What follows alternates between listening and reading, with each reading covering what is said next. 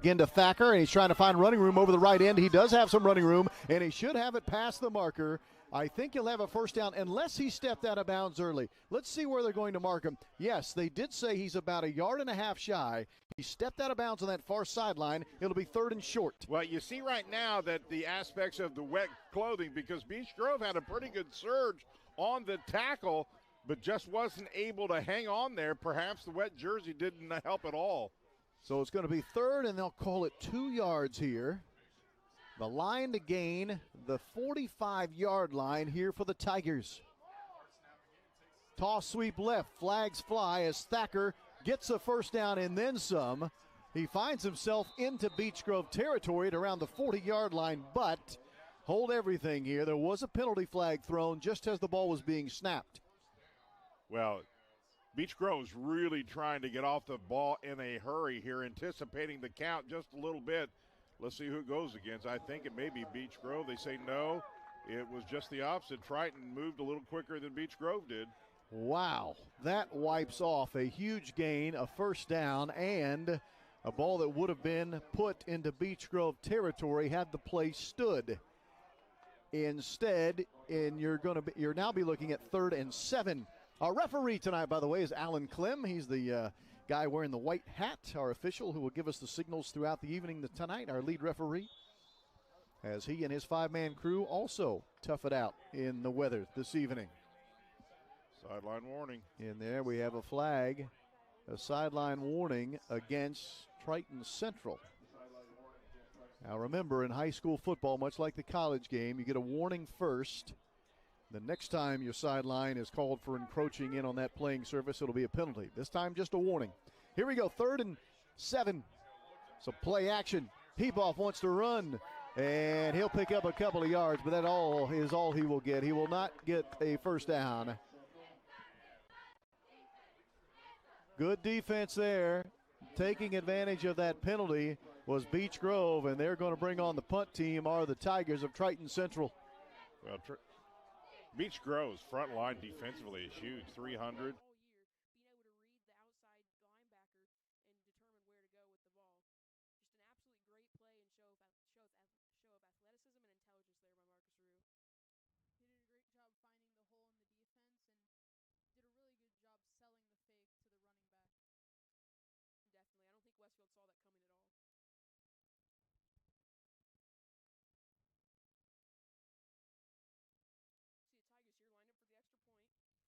Jake Phillips has been consistent all year. I think this one's for sure to go in. Snap is good. And it is good. Tigers are up 7-0 after an extremely quick 2-play possession there. So they'll go for it on 3rd down. No, they gave him a first down.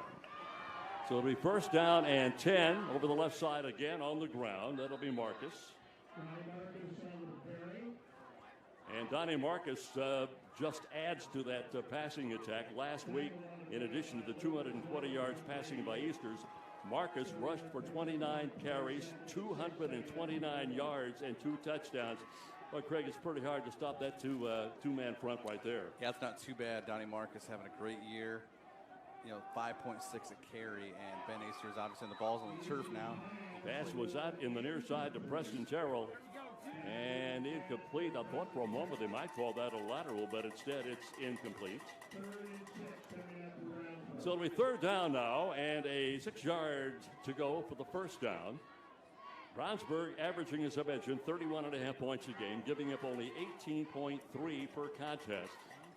Good offense, both offensively through the air and on the ground. Hand off left side, going to get the first down, running room out there. And good enough for the first down across midfield. And down to around the 45 or 46-yard line. Here it is about again. 15. And off on the left side, that's Marcus again. And Marcus gets the first down. Thought he run out of bounds somewhere around the 40-yard line. In fact, they're going to mark it right at the 41. And another first down. Second first down of the drive. Marcus again. It's like we may see a steady diet all night with this result coming down. Easter's on the year, 76 of 137. He has passed for 1,271 yards, 17 touchdowns, and during that time, Craig has only thrown 2 interceptions. That's really taking care of the football. Yeah, it's not too bad as a junior, 55% passing. Second down and 5. And here comes Marcus again, straight up the middle, good enough for the first down. And that'll be the third first down of the drive. Rushing-wise, Donnie Marcus, 172 carries, 966 yards, so he'll go over the 1,000-yard mark tonight. He has 4 games of over 100 yards rushing, and he has scored 6 touchdowns. That's a two-headed monster out there right now. Clock running at 7:45 to go. First possession of the game for Brownsburg. And again on the ground, as Craig pointed out, we see a lot of ground game tonight. The ball has got to be a little damp, a little slippery. And the rain has, at least for the moment, subsided. Maybe a little bit of a sprinkle now and then, but nonetheless not as bad as it was. It'll be second down now and 4. And straight up the middle, over the right side, angling this time. That looks like Devin Jones carrying the football this time around. Yep, his second carry in a row. So Jones will get the first down, and this drive has been steadily moving forward. And they are now down at the 18-yard line. Marcus back in at the running back spot, gets the handoff, circles left side, cuts down toward the end zone, and it's going to be marked down about the 3 or 4 yard line, stepping out of bounds over there. So it will be a first down and goal. 10th play of the drive. Out of the I, lined up again. Jared Hughes is the H-back. Let's see if they got it or not. No signal yet. Yeah, there's the signal for the touchdown. And let's see if we can pick up who they hand the ball off to this time. Did they hand it off to Marcus? Nope, quarterback keep. Yep, Easter's kept it himself. So Easters hangs on to the football in the 11th play of the drive and gets the touchdown.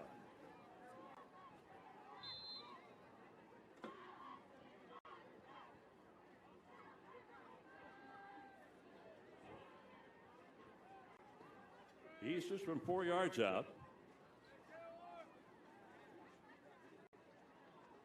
I think that was 4 yards, was it not?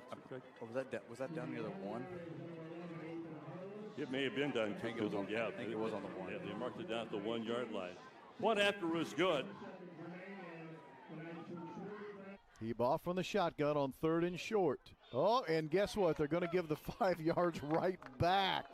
Luke Horning, who's a senior and one of the better players for Triton Central, had 3 catches last week in their victory, or I should say their loss against Cecina.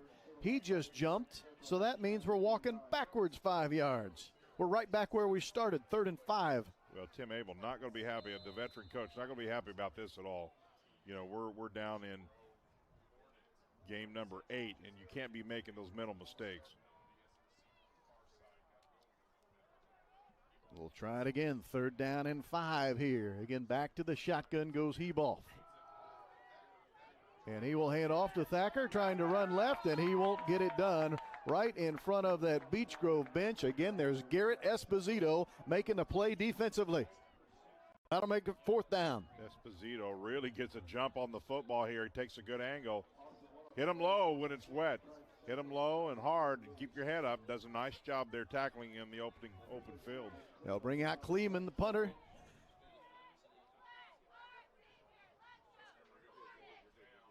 Donovan Bailey is the deep return man here. He actually has his heels at the 5 yard line waiting for this punt from the left-footed Mitch Kleeman. And he's going to let it bounce in front of him. It'll bounce. Boy, that's a nice bounce if you're a Triton Central fan. Goes inside of the 10 and bounces out of bounds at about the 6 yard line. It's kind of in your favor. Yeah, absolutely. And that's going to be huge tonight because the punting game is going to be hit or miss. You know, you can't expect your punter to go out there and bomb one for 40 yards and pin the opposition inside the 10. So field position is going to be big here tonight because special teams is going to be lackluster, so to speak. So 2nd and 9 play, Braden Hall right side, right behind the offensive line. Deep man is Gus. Another motion to the left side. It'll be a handoff to Braden Hall around the right, just a little tight end around. No gainer. Maybe two, maybe one. It's going to bring up a passing situation, Tony. And as you mentioned, punting game, the whole entire special teams, the whole entire weather adverse conditions, going to be an interesting decision here on 3rd down and 8. Yeah, and we'll see what they do. I'm almost to the opinion here where I'm in 4-down territory because punting it, you're likely to not pin them deep. And if you punt it here, and you're punting it into the wind, if it ends up being a touchback, which it won't be, you're only giving up 14 yards. I'm in 4-down territory here. I'm going to give it to Gus Baumgartner. Maybe some misdirection here to see if you can pick up the 1st down. Hall again, left to right. Baumgartner, the deep man, a botch snap. Trying to fall on it. Looks like it might be recovered by Brother Rice. The Road Warriors will take over with the turnover on 3rd down, so no 4th down option. Now they're down 2nd down and 12. Here is the home offense, Park Tudor. Panthers at 2 and 5. Reese Kaiser the quarterback. Jonathan Harris and Amir Lloyd do the running. Caleb Strong-Jones is the tight end. P. Ryan and Thompson are the wide receivers. Across the front, Hobbs, Lewis, Sullivan, Mizra, and Jennings. 2nd and 13.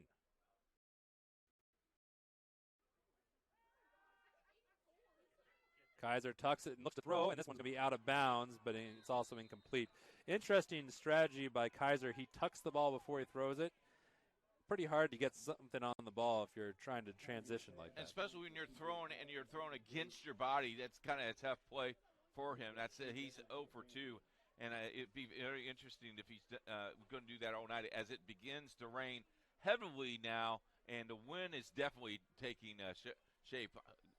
Come on, weatherman. You said it was not going to be a factor. I said it's going to be a decreasing chance of rain. Well, it's not decreasing, it's increasing. It'll decrease as the game goes on, theoretically. No wonder we have guests in our booth. I know. They have to sub in for the announcer. And this one is also bounding across the ground, Fumble. Diving on it.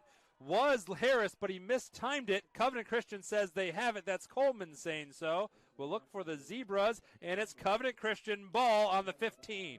Ball was just squirting out, and even when he made contact with the ball still got away. Nice job. And, you just yell fire, and you just jump on the ball, and hopefully you get it. And the freshman, Jonathan Harris, he looked like he had it, but he didn't secure it, so it squirted out again. And now here's Covenant Christian's offense for the first time. Spreading out to the bottom of the screen is Alex Coleman to the top, Brian Lomax in his pink sleeves. The quarterback is Austin Frazier, number 7. Next to him is Trey Flatt. Behind him, Gage Coffey. For the first time, it is Frazier. Pitches it high for Coffey. He handles it. Now he goes right side. He's to the 10, heads to the 5, and he takes a strong shoulder towards the out-of-bounds line. Is he in? No, on a 1.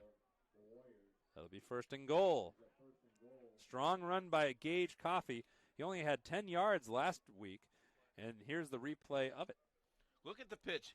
Look how he secures the ball right away, Jonathan. See how he puts that in the hand, and now he's just running to the races, looking for the orange pylon, and just missed it. Coffey has 7 touchdowns to his credit rushing-wise so far this season. He has also added another one through the air. Now he's lined up next to Frazier. It'll go to, I believe that is Trey Flatt. It's a touchdown. Number 17, add another one to Trey Flatt's resume. His 4th rushing touchdown of the season, and it's 13-0 Covenant Christian. Warriors taking advantage of everything so far in the early going. Yep. Brother Keaton, but Hayden scores a touchdown, and the 11th grader puts Triton Central on the board first. Well, this is one of the first few times Kermode has even rushed the football. See, they fake it, the pitch out, and just hit it in the trap. Right up the middle he goes. Hey, let's give a lot of credit, Rob, to that front line of Triton Central. Really did a nice job at offensive series of creating some good holes. So Hayden Kermode with a touchdown run. Kleeman will try to add the extra point. 6-0 Triton Central. The kick is up and on the way, and the kick is no good. The kick is missed, so the score will stay. The 2 big TFLs there by the Shamrocks. really kind of shutting down the Tigers after they should have been in scoring range after this drive. That'll now be a 4th down and what looks to be 9 or 10 for the Tigers. They're bringing on the punting unit.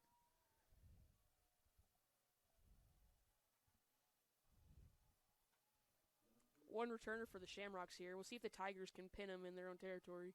Or the punt's off. Pretty shallow punt there, and I think that's what the Tigers were going for. It's muffed. Let's see if the Tigers can recover. Bounced off one of Westfield's players. It appears the Shamrocks still recovered it.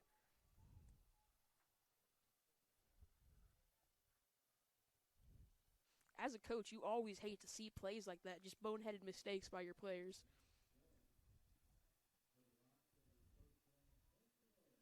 So the Shamrocks will take over at their own 15-yard line.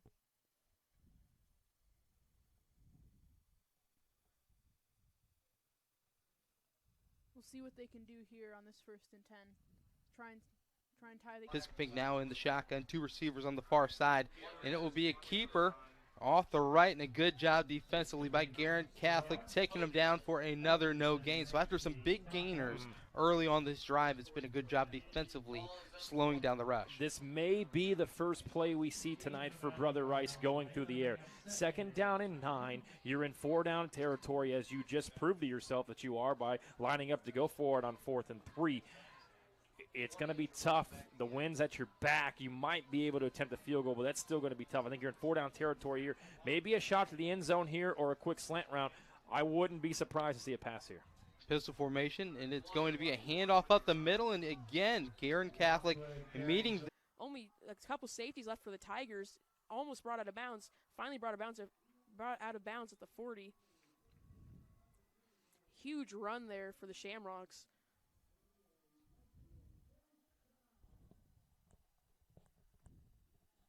Really good job of finding the open space by the running back there.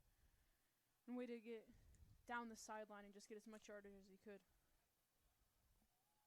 Jackson Dunn, corner for the Tigers, really just got bodied by the blocker on that play. Another run up the gut. Didn't go nearly as far as that last play.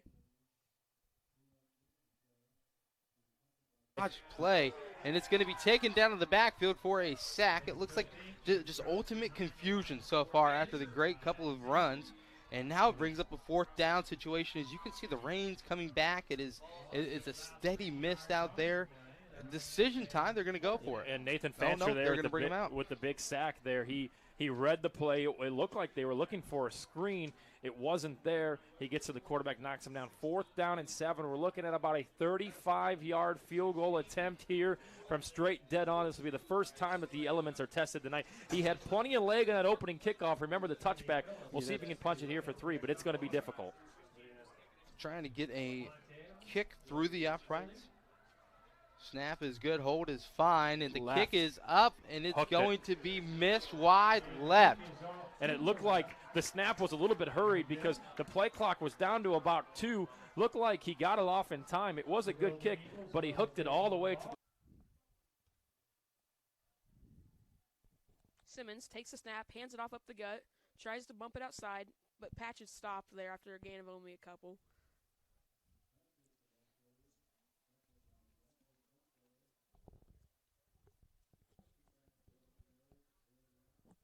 It's going to be a 2nd down and goal for the Shamrocks.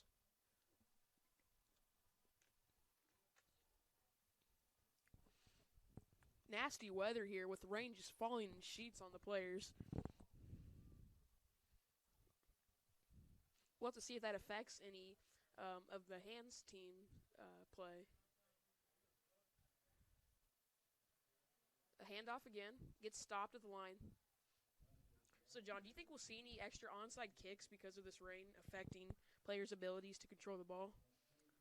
I don't think so this early in the game, but maybe when we get to the latter stages, we'll probably see some more. Here's Marcus again, and he will be shoved out of bounds. It's going to be inside the 10. They'll mark him down at about the 8. And that's another 1st down.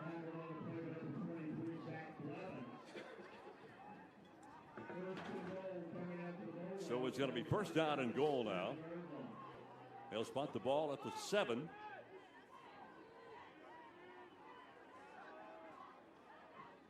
Marcus inside the 5, down to around the 3.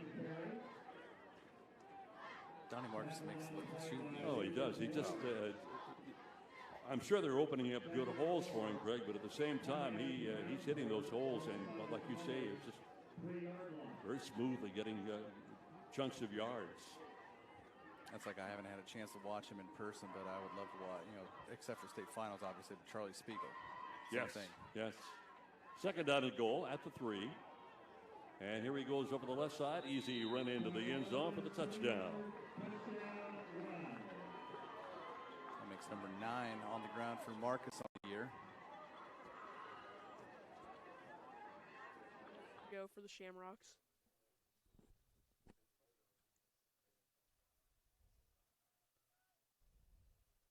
Simmons takes the snap, hands it off. Eli Patchett looking to make a move, bounces off one, cuts back the other way. Wow, just sensational running there by Patchett, excuse me. It'll be a touchdown for Westfield. The Tigers' defense really needs to assert itself. It showed bright spots, but it's allowed way too many blown up plays where the blockers will just manhandle the front 7.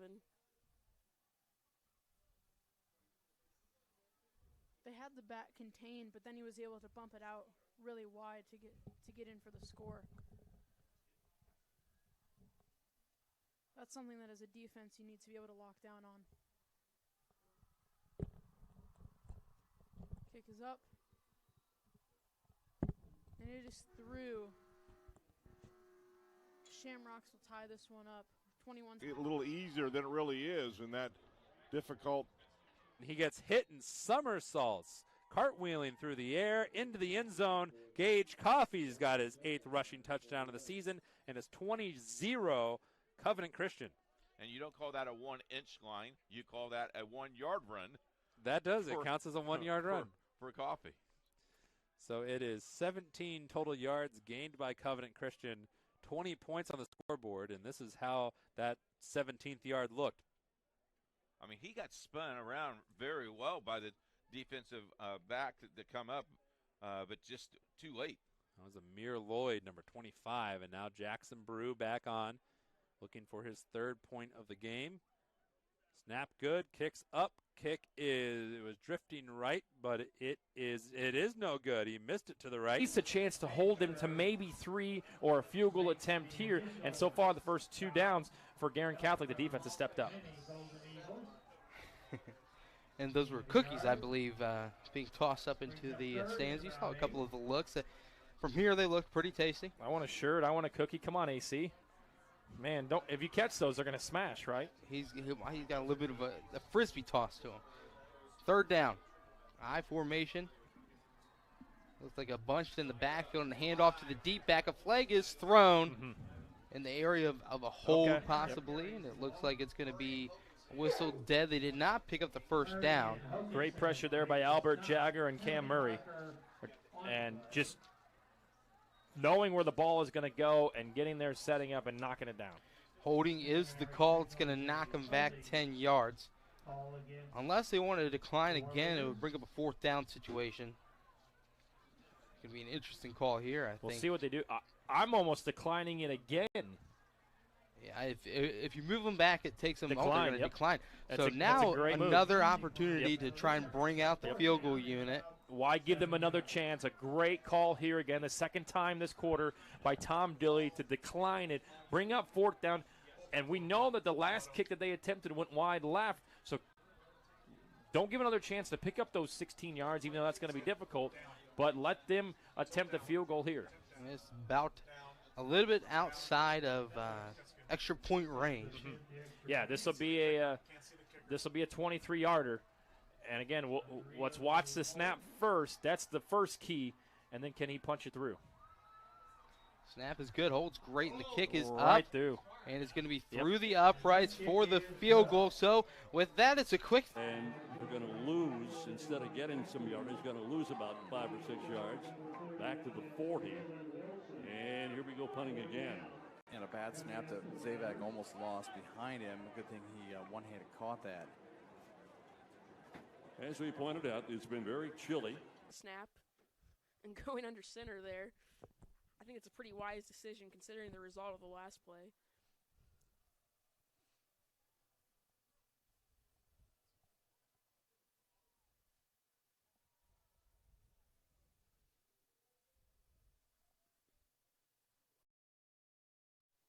With Boland and Simmons out wide here, Marcus Reeves by far favorite targets this year.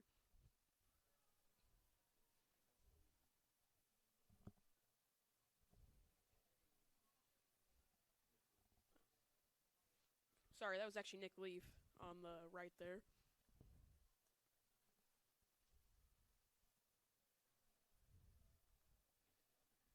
Jeffrey Simmons so far has 269 receiving yards, which are definitely solid numbers for only 7 games. Especially with Fisher's ground and pound heavy offense. You don't see them air it out too much. So it'll be about a 2nd and 3. Rue lining up under center. I think we'll see another little handoff to Scally here. Scally's alone in the backfield.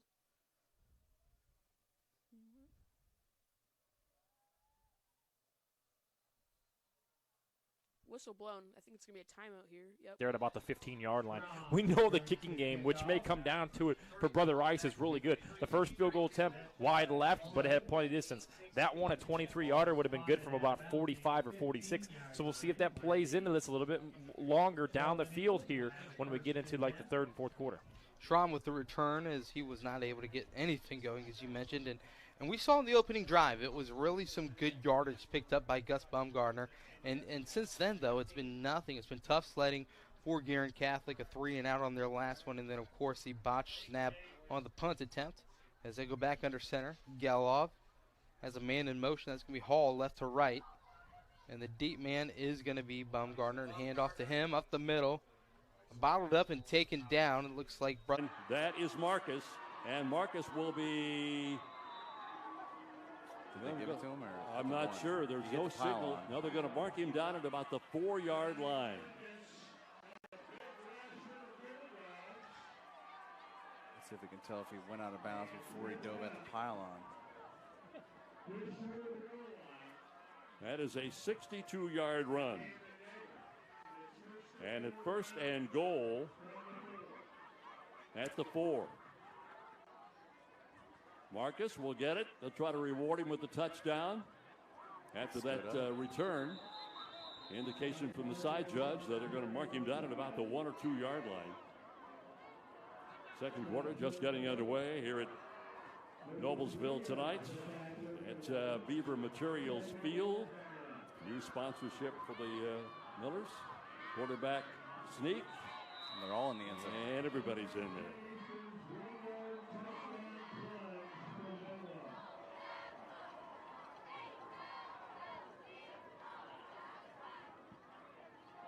So Easters will take it in from about, what we decide, Craig, the 1? I think they gave the 4. They marked it down to 4 for his first drive, and then Marcus, I think it's actually, about the 1. Yeah, they gave him the 1. Yeah, because Marcus picked up 2 or 3 yards on the first carry. Easters goes in. We'll call it the 1. Particularly significant. Now they're going to go for 2 and fail. If I'm Guerin, I'm going to bring my punter up about 2 yards closer to the line of scrimmage. Therefore, it gives a chance to be a more accurate snap, and they're going to have to get it off immediately. It takes your kind of run up to punt, but it doesn't pin you so far back. He's going to take it here at about the 5-yard line. So you hope the football's dry. You hope it's a clean snap if you're Guerin, and you got to get off another good punt here, as we know Brother Rice is going to bring the house. And Rocco Melia is back deep to return for Brother Rice, and safety. Another tough one. It's going to be snapped 5-0. all the way through the back of the end zone.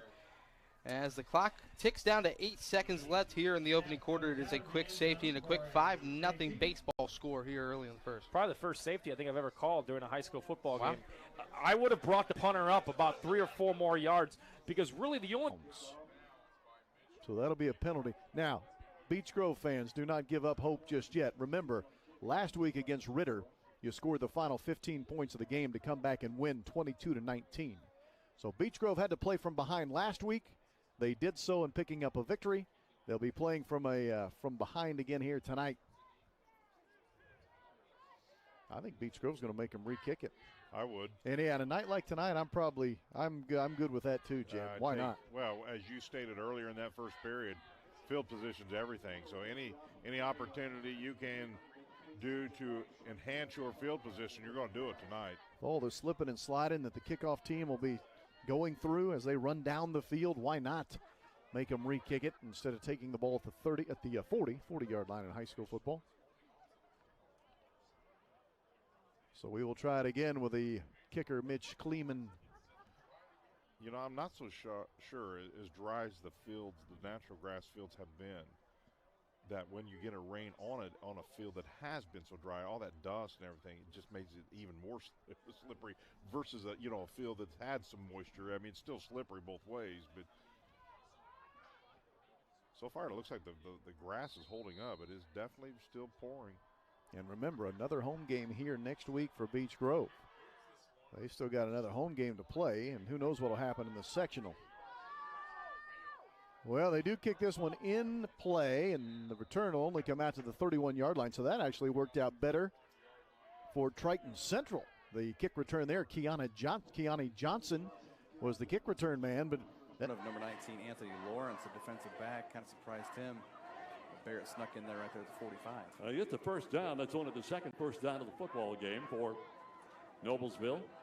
This time caught right at the line of scrimmage before much could happen. So pretty much a loss of a yard, perhaps maybe a half a yard. In fact, they'll spot the ball down right just behind the 45-yard line. The line of scrimmage is pretty much in that area. So it's only second down and 10. Brownsburg is number 10 in Class 6A in offense with 31-4, as I mentioned. And their average win margin is 13.1 points per game, which is number 10 also in Class 6A. They are ranked by both the Associated Press and the football coaches as number 5 this week. Here's the pass that is caught. Another good throw. It's been close to a first down. That's Holden Montarsi on the catch, I believe, that time. So they get the first down. And they move the chains again on the far side. Millers on a little bit of a run here. This drive beginning back on their own 34. Zabak against Hamilton Southeastern a week ago. 2 out of 3 for 42 yards, a touchdown. Barrett, when he was in at quarterback, was 1 for 6 for 7 yards. So they were 3 of 9 for 49 yards in that game. Timeout on the field. One, the punter's tackle down to the 10-yard line. 3 plays later, you get a field goal. The next time you attempted, the snap goes to the back of the end zone for a safety. So far, Guerin Catholic beating themselves. Otherwise, it'd be 3-0. It's only 5-0. We see a quick fumble here. So the elements are working both ways for both teams. Neither team can get a snap off, a clean snap off, that is. And this one is a big loss. It's going to result in a third down and about 16, 17 yards. Man, it has just been tough snap after tough snap, and this is going to be another situation where maybe they're going to look to go to the air. Yeah, and I'll be interested to see when Brother Rice decides, hey, you know what, we're going to be done with this whole shotgun thing. We're just going to come under center and try to work through that, because these snaps have been too sporadic so far, especially for both teams. Keeping it off the right side is Gregory Piscopink. Nothing going for the starting quarterback as we see the roles are changing. Yeah. Now we'll see if the special teams for Brother Rice can work through the elements just like Guerin Catholic proved in the first quarter. They couldn't. Punting it, not as deep what we saw with Guerin, but again, it's going to have to be a snap. If I'm in the backfield here and I'm Guerin Catholic and I'm Danny Rode, the receiver, I'm not even going near this thing. I'm going to let it bounce wherever it ends up, because I don't want to take a chance of the D running down to tackle me and number 15. That was Brian Lomax. Yep. I'll have to double check the replay on that one. If it was Brian, that would be his third touchdown of the year. If it was Gavin Tyndall, it's his first. Let's check that replay one more time. Is it 15? Is it 16? There's it's 16. He's open there. Here's the deflection. Boop. And it's right there. It is number... It's number 16, Ed, is Gavin Tyndall, his 7th catch of the season. Not bad. In fairness, from our viewpoint, 15 and 16 look very similar, almost like they're one apart. This one is blocked, so it will stay 26-0 with 3 minutes 20 seconds. Forced out by Garrett Esposito, number 31, who has been making, it feels like every play tonight for Beech Grove. In the secondary, the junior Esposito, another good play for him. He forces the fumble, but it's recovered by Triton Central. Running play here. And look out, Thacker's got running room again. Boy, is he fast. He'll get all the way inside of the 20, inside of the red zone after another strong run by Josh Thacker. And, Rob, you know what this means? You've highlighted the fact their number one running back is not here tonight. Gives another guy an opportunity, and now Triton Central's going, hey, now we got a couple really nice backs that can run the football. This guy's got some speed. If he gets loose, he takes it. Just a little counter play there for Thacker. I'm with you. If this is your backup, how good is Keaton Kermode? Wow. Well, and you just mentioned injuries, too. As you go through these games, you never know when the injury bug can hit you. So you got to have that next guy mentality. You hear that so much. It's a collegiate. About 4 yards. They're just going to continue to try and go back to the running game, as it has been one of the games where we thought possibly the rain might hold off and it would just be a cold, chilly night the rest of the way. But no, there was different plans. The rain is in full force. This is that annoying rain. It's Yes. just like it's just a mist. It's just annoying. It's cold. It's an annoyance. It's not like it's pouring down or raining buckets. It's just a sloppy mist that just kind of annoys you. And we'll see who can adjust. And so far through one quarter, it's been Brother Rice. But a great run here by Baumgartner to get enough for it looks like the first down. They're going to give him the first down, move the chains just before the 50-yard line, right at about the 48. And as you mentioned, this is the type of rain where, you know, the heavy rain kind of makes it able to get a little bit more muddy out there, a little bit more grasp on the field. Because this mist makes everything slippery, makes every snap tough, makes every hold tough, as we've seen so far in the game. And this is the first time this year. Leaf wide open. Oh. Looked just like a little bit of miscommunication. Be a third touchdown of the game for Triton Central on the ground. Second touchdown of the game for number 23, Hayden Kermode. 16-yard touchdown run. Well, this is just line domination down here in the red zone. Triton Central just shown when they get down here in this red zone, their line just takes over and gives, taking a look here, just nothing more than a dive play. He gets a lead blocker, and then basically nobody even touches him. He just walks it in. 7:55 to play in the first half, and 3 rushing touchdowns from the Tigers of Triton Central. Extra point is good, makes it 20-0 after the left hand, so you can have that grip to hand the football off. That's 2 turnovers now so far because of this wet, rainy condition, and it's proven that Brother Rice has played in these rain conditions before because they've protected the football. They've gotten the snaps off when they needed to, especially on the punt, and we'll see if they can take advantage of yet another turnover here for Guerin Catholic. You know, the Warriors continue to go out of that pistol formation, and Tony, I'm with you earlier when, you know, maybe they don't practice under center too often, but it just seems as if on every snap out of the pistol formation, Piscopinka is thinking so hard about just catching the football. Yeah, and in high school football and any football, timing is everything, and if that snap puts the timing off, the running back is either there and not ready for the football or has to make an adjustment.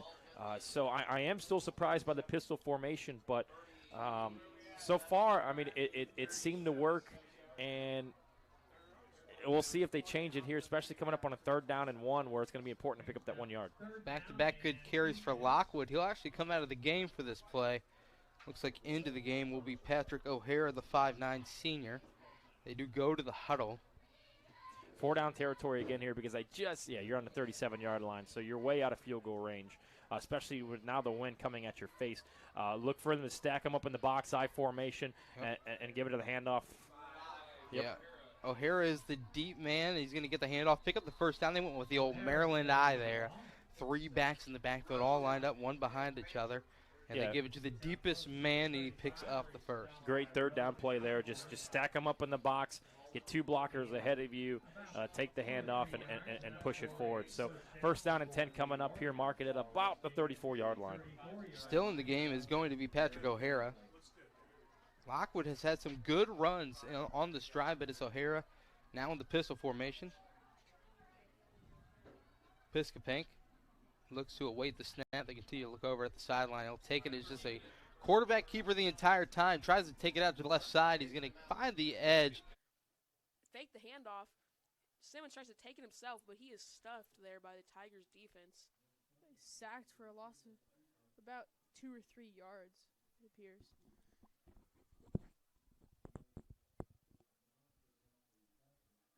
That looks like it's going to be a 2nd and 13 on their own 17 for the Shamrocks. The refs are spotting it as a 2nd and 12, so a loss of 2 there on the play.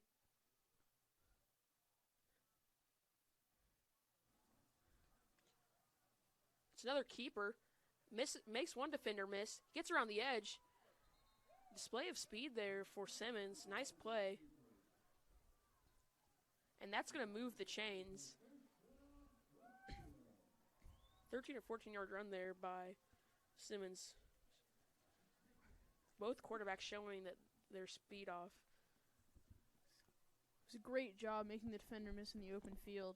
Usually you don't see quarterbacks with the athleticism required to make that kind of play, to beat a cornerback in an agility situation. Oh, another bad snap way over Simmons' head. He's barely able to recover it, but not for a huge loss. Jeffrey Brown's still trying to fight for it, but I think they got it, or I think Simmons got that. In the victory at Ritter, does walk off under his own power. 20-0. Triton Central leads. Let's see if Beech Grove can get something going here offensively with their quarterback, Gavin Mitchell. Empty backfield here for Mitchell. They're going to throw out of the backfield. That ball is short hopped to the running back. He motioned Aiden Brooks out of the backfield and then tried to throw it to him, but the ball was short, and it's incomplete. Mitchell cannot get any velocity on this football at all. He's literally almost like shot putting it. He just can't, his hands are so wet, he can't grasp the football.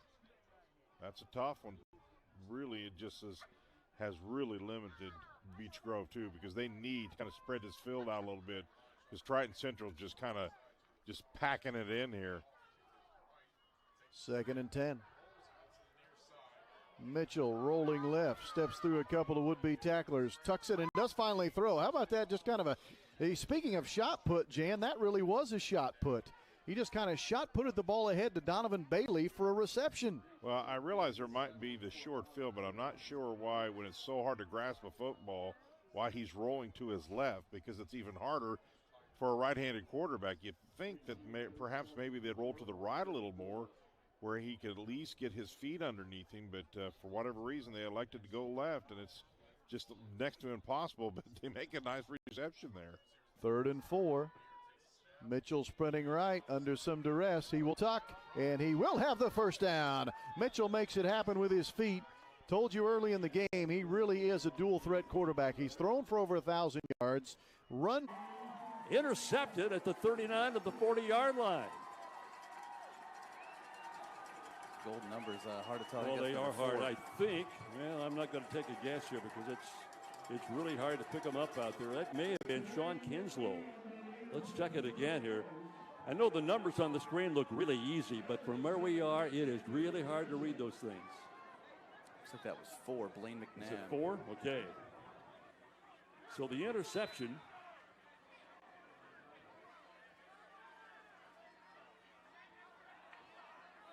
gives the ball to the Millers now at the 40-yard line, the best field position they've had to start a drive. Oh. And they're trying to go deep on this first play, and it is incomplete. Not a bad idea to try and go long and kind of pick the offense up. One of the things, if you're trying to find a positive, Greg, in this whole scenario when you're 1-7, you have freedom to take some gambles like that. And nobody's going to question you about it because you're trying to make something good happen out there. As they like to call it these days, you're playing with house money. You can do just whatever you want and try and figure out what's going to work best against this particular opponent. It's nice to play with house money when you're ahead by 20 points, right? But when you're putting together a season like Noblesville has had to put together this year, you can take some chances. The fans will appreciate that. Went over the right side and really stacked up on a really hard hit by Cade Shepard. Cade is the leading tackler for Brownsburg with 33 coming into this game. That kid's probably about 8 to 10 pounds heavier than me, but he's probably a little more muscular. He's 6'1", 230 is Shepard. So it's 3rd down and 9. Again, that long 3rd down scenario that the Millers have faced all. Shamrocks appear to have it. The Tigers Shamrock have just ball. not been able to capitalize on the good field position they've had now 3 times.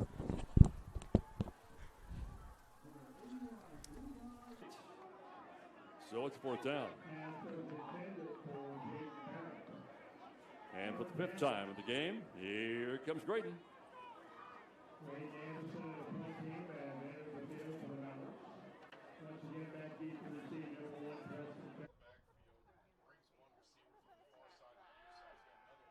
Mitchell under duress somehow escapes. The escape artist avoided a sack, and it turns it into actually a very positive play before it gets dumped by Jaden Mays. That looked like a sack for sure, but getting the ball up to the 40-yard line is the quarterback. Well, you're right. He was an escaped artist here because he was dead to rights early on and was able to slip through and just keep this drive alive. Still, now they're, Rob, looking at about a 3rd and 7. This is a big, big play in this drive. Without question. Let's see if Mitchell can work some magic again. Mitchell does want to throw. Gets rid of it, but incomplete. He just ran out of room as he was rolling right.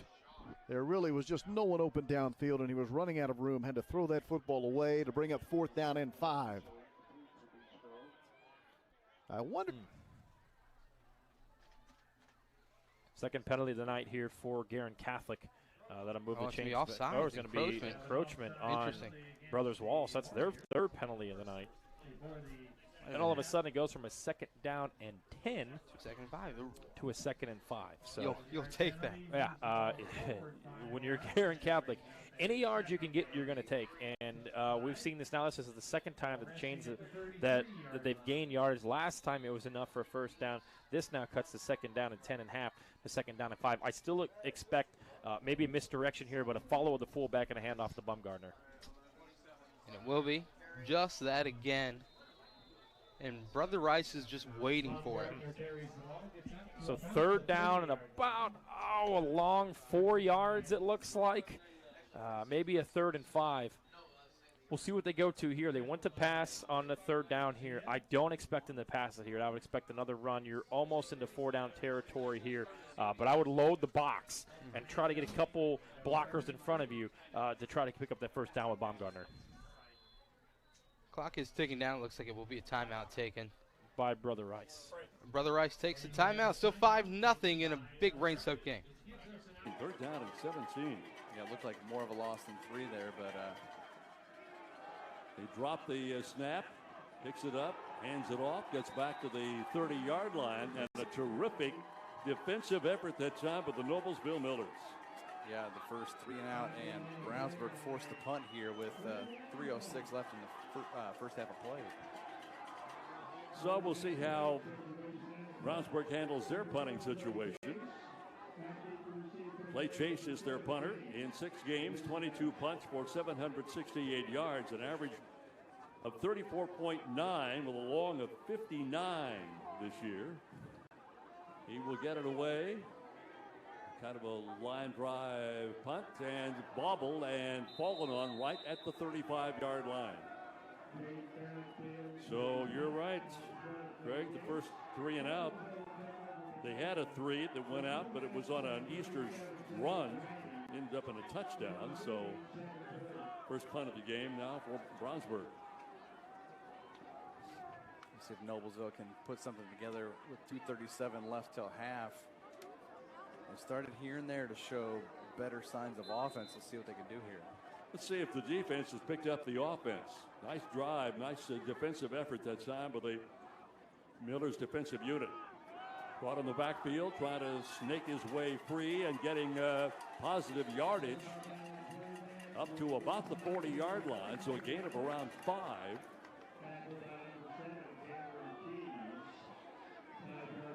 And it'll be second down and 5. Noblesville, 6th time they've had the football here in the first half.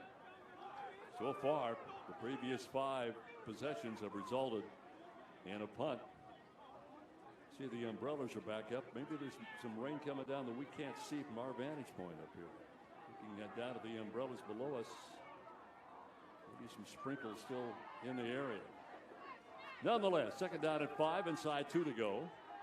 Nothing doing this time. Some trouble and then fumbles. And does Beech Grove get on it before it went out of bounds? Yes, they do. Fumble recovered by the Hornets, and they finally catch a break. And I think that was Teron Washington that fell on the football over there on the far sideline. Well, the Hornets were looking for a break, and maybe for the first time, this is an actual break. That's a nice tackle. You know, that's good technique to go for the strip ball and was able to do it. If you're not hanging on super tight in a game like tonight, you're going to lose it, and indeed he did because it was stripped loose. Now, can Beech Grove turn this into something?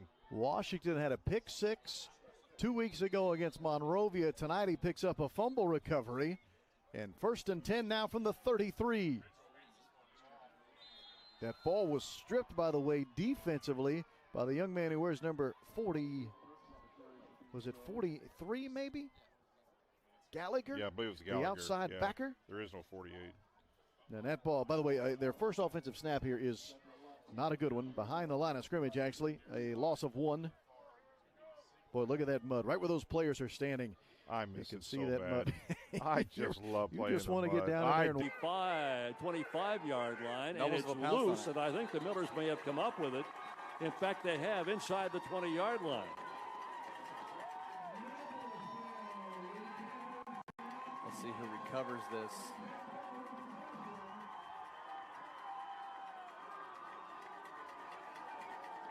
That was Blaine McNabb, number 4, so he's having a night. Interception and now a fumble recovery. So they get the ball in terrific position. So there, looks like at the 18-yard line, Jerry. Prime position, so hopefully with a minute left they can do something here. Well, they've got plenty of time. You have 55.6 to go. They get 2 timeouts if they decide to use them. Ball is spotted down, as Craig mentioned, at the 18-yard line. This drive began back on the 35. They ran 3 plays, punted it away, fumbled by Brownsburg, picked up by Noblesville, and they got a first down and 10 from the 18. Well, let's see what Zavak may have up his sleeve right now as he sets in there. Wants to throw on that first down. Will fire near side, incomplete. Just about picked off there by number 3, C.J. Tanner. So the clock will stop now with 50.4 to play in the first half. And again, would be so significant to get something going here. As I pointed out early in our broadcast tonight, they have been outscored. Noblesville has been outscored in the first half, 150 to 21. I think you got rid of it in time. And it was Tompkins. I hesitated for a moment. They got those black on black letters. It's hard to read, but Damon Tompkins, the sophomore. 1st and goal from the 5. QB keeper. He is turning the leg. Zavak's in trouble. They're going to sack him outside the 20. He'll spot it down probably around the 22 or 23. They're going in the wrong direction. The clock continues to wind. It stops at 38.1. Yeah, you might as well burn a timeout. Yep. And if you that was known as an assist. 2nd and goal now from the 2. Let me tell you something. Gavin Mitchell's come to play. He is mad, and he wants to get this touchdown. Pro backfield behind Mitchell. He's going to try to do it himself. He's moving forward. Touchdown. You can see it in his face. I kid you not, Rob. You can tell when a player puts his game face. Look at him. You don't think he wants to get in there? He's got himself a touchdown. A flag came flying in late, but I believe it came after the score. So this penalty is going to be a dead ball penalty, it looks to me like. But the touchdown will stand, I believe. A 2-yard touchdown run for Gavin Mitchell, his 6th rushing touchdown of the season. It is a dead ball foul. Touchdown will stand, and the penalty is against Triton Central regardless. I like it. Mitchell's basically sending a message to his team. Guys, we got to pick it up a notch here. I mean, he showed it with trying to get the last touchdown. He took it in there. He's got his absolute game face in high gear here. He's sending a message. Gain off the left side across the 25 down to the 20, and they went with a little bit of trickery in the backfield, and it was going to be a great gain off the left. And now, as you mentioned, if they strike a big play, they're going to continue to try and get something quickly. Yeah, and you're almost in a field goal range, and that first play was going to dictate what you do here. And a nice little pitch up to the front there. Great blocking up front, and he just squeezes through the hole right there, down past the 30-yard line, and he's marked down at about the 19-yard line. So you're in field goal range here. I expect a couple heavy doses on the ground, and then maybe you go up 8-0, and that seems, it's only a touchdown and a two-point conversion, but that almost seems as a huge uphill battle for Guerin in the second half. A couple of timeouts still in the pocket for Brother Rice, and the Warriors are going to use one of them. And it looks like it's going to be a timeout taken. 5-0 is the score here from Guerin Catholic. 3 out wide, running back in the backfield, but he's going to stay in the backfield. Nearly gets the defender jump off sides.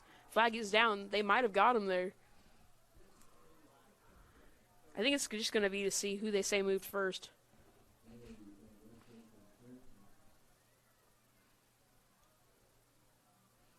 That's going to be an encroachment on the Shamrocks there, giving the Tigers a first down. Just makes that pass a little bit easier.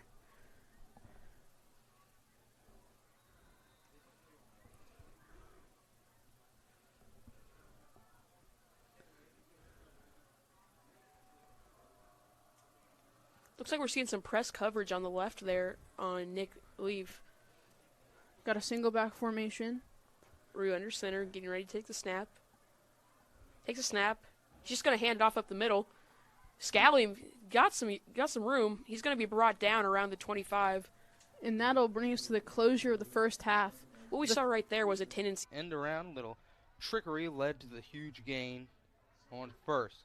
Snap, and it will be a throw, and he lost it trying to go right side. It was single coverage on the outside, and he just simply dropped the ball. Yeah, they were looking for a fade route there to the back of the end zone. They were thinking score, and as he cocked back the heave that thing to the back of the end zone, it fell out of his hands. So, again, what football's playing, huge dividends back and forth here for both sides. Again, that'll take them pretty much out of field goal range at this point.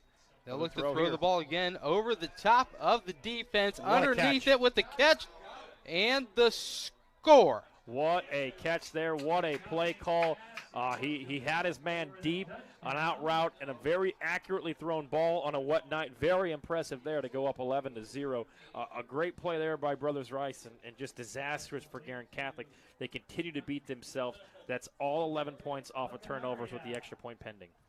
As Cole Lacanaria was able to haul that one in. The deep ball, it was just hung up in the air. And the Lacanaria family, they have been in the Brother Rice family for quite a while. Yeah, numerous brothers have played, about 10 from what I was told during the pregame. And, of course, the leading receiver on the team this year hauls in the big reception right before halftime as the extra point is up and through the.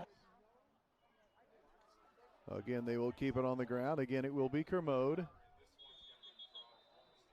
And he will be stopped after a gain of 1, possibly 2 yards at best. And now Beech Grove will take a timeout. I thought they might. Absolutely. I mean, try to get the ball back at least one more time, and they will. You got field position, Rob. Why not? They will take that timeout. It'll be looking at a 3rd and 6. Second, he's tied up at the 14 and goes down at just over the 15-yard line. It'll be 3rd and long, but a nice run by Coffey. He's got great basketball pedigree. His dad was a basketball official, longtime basketball official, director of officials of Big Ten. Tim's a nice guy. His dad, John Coffey, a very nice man as well. That's pretty neat. We got all these. You know, when you get Covenant Christian and Park Tudor mixing up, you got all these connections. Yeah, it's fun. Snap to Frazier, pitch to Coffey. Tries to squirt through and gets across the 25-yard line. Nice run, but it brings up 4th and 5. Now, do you go for this? You could. I think. I don't think it wouldn't be unsportsmanlike to do so. You're still playing the game. It's still on the scoreboard. It's just for season. Unbelievable. Only thing that's changed is wearing long pants now. That's one of the first time all year. Yeah, we had to wear our long pants. On 3rd and 5, Kermode will have a first down. And he almost broke it out to become even more than just a first down run. A strong run by Kermode. And now we'll have a timeout. Will Triton Central maybe take a timeout? Yes, now Triton Central says, hey, we got a little something going. Absolutely. We'll take a timeout here. Well, this backfires on Beech Grove a little bit. They call the timeout in hopes that they can get something going. And now just like that, Triton Central gets the big play, and they go, maybe we can get something here. Both teams have 2 timeouts remaining, 47 seconds to play here in the second quarter.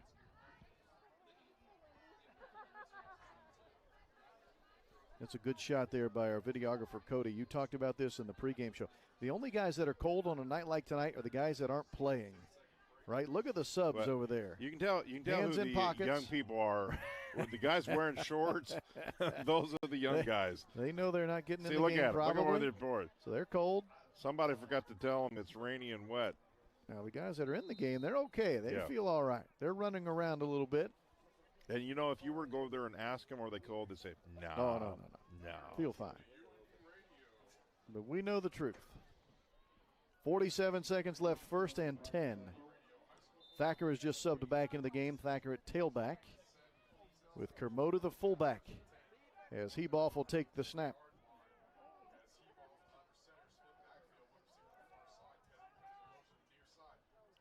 Yeah, to give it to the first back through. Kermode, the fullback this time. Good run there on first down. Now that clock running. Again, both teams have 2 timeouts left, and Triton Central is going to take 1.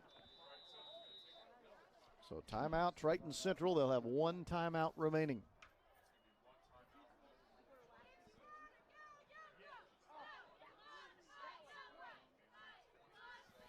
Has it stopped raining, Big Jan? Yes, it has, actually. I was just trying to get a sneak peek if outside. It hasn't, it's at least to the smallest amount per hour that we've seen in a while. But it looks on the camera a lot more clear.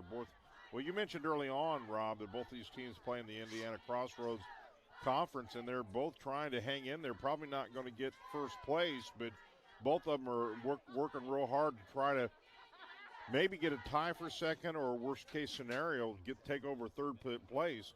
Right now, Beech Grove's in third place. Triton Central trying to catch them. And it looks like Lutheran's going to win the league. They're 6-0 going into tonight. And how about that? The 1A school in this league, Lutheran, who, by the way, is number 1 in the state in 1A just football. Happens to be number 1 in the state, yeah. Probably going to win a league in which they're the smallest school playing. Lutheran earlier in the year beat Beech Grove 27-22. And earlier in the year beat Triton Central 28-14. That game against Beech Grove was actually the season opener for both teams. Shotgun this time for Heboff. We haven't seen him in the shotgun a lot tonight. To Thacker. Over around the left side, and he will get out of bounds. He at least will stop the clock. It'll be no gain, if maybe a gain of a yard at best. But he does at least get the clock stopped with 29 seconds remaining. He tries to get the edge here, and Beech Grove with pretty good pursuit out of that outside linebacker. So nothing doing there with 29.2 seconds left here in the first half.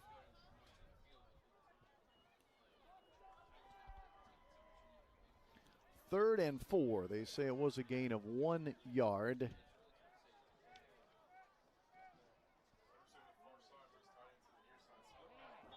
And they jumped off sides. Block, and then he just got the ball. He's got to tell Flat to go block for him. Edrin James used to do that when he's the Colts. Just grab a lineman and in the back and shove him. And go. Could you move out of my way? 1st and 10 for Covenant Christian. Brad Nardi, it's been his drive, although it looked like it was going to be Coffey's opportunity. He's in the backfield. Flat moves back with him, and now here is Nardi. And gets back to the line of scrimmage. He had 34 his last carry. This one goes for Zilch. Nice defensive stand right there by the defensive of Park Tudor.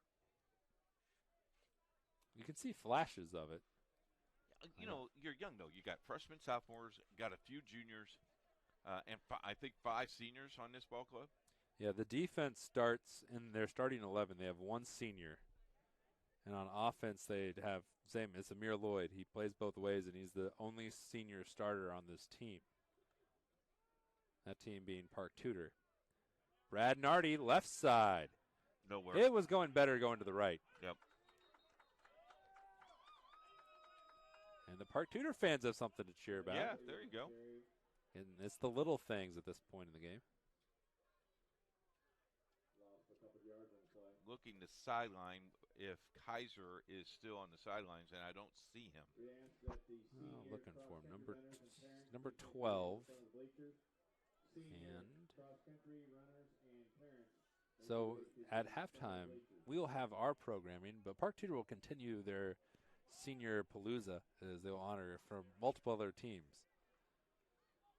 Here's 3rd and long. Frazier checks this one over. Trey flat to the 20. He's to the 15, and it looks like he has a first. No, he's close. He's close to a first down. He does have it. He got all the way to the 10-yard line. I was looking at the far referee who had to moonwalk about 10 yards to line up with the near side one, who had the spot. Nice play to Trey Flatt. He doesn't have many catches in this game, Keith, but when he does, he averages 30 yards per catch. Yeah. 9-yard line. If you're Covenant Christian, you want to poke this in. Definitely. The margin for a running clock at any point in the game is 35, and they won't be able to get it on this play, but they'll be knocking on the door. And it goes to Brad Nardi, and he probably deserves an opportunity. He probably should have cut this one back inside. Doesn't matter, though, because he's going to go around everyone and get to the pylon and score. He snuck right in there, Jonathan. Nice job. I mean, he did. I mean, he was beaten at the 10-yard line. He was dead to rights at the 10. We'll have to check our replay with that one when Ben's ready. But here, look. How do you do this? Right here. Guy's got him dead to right at the 19-yard line. And look at this. He squirts right there. Got to steal that corner. Wow. Nice job. There's no way I would have made that, Jonathan. One, I'm not that fast.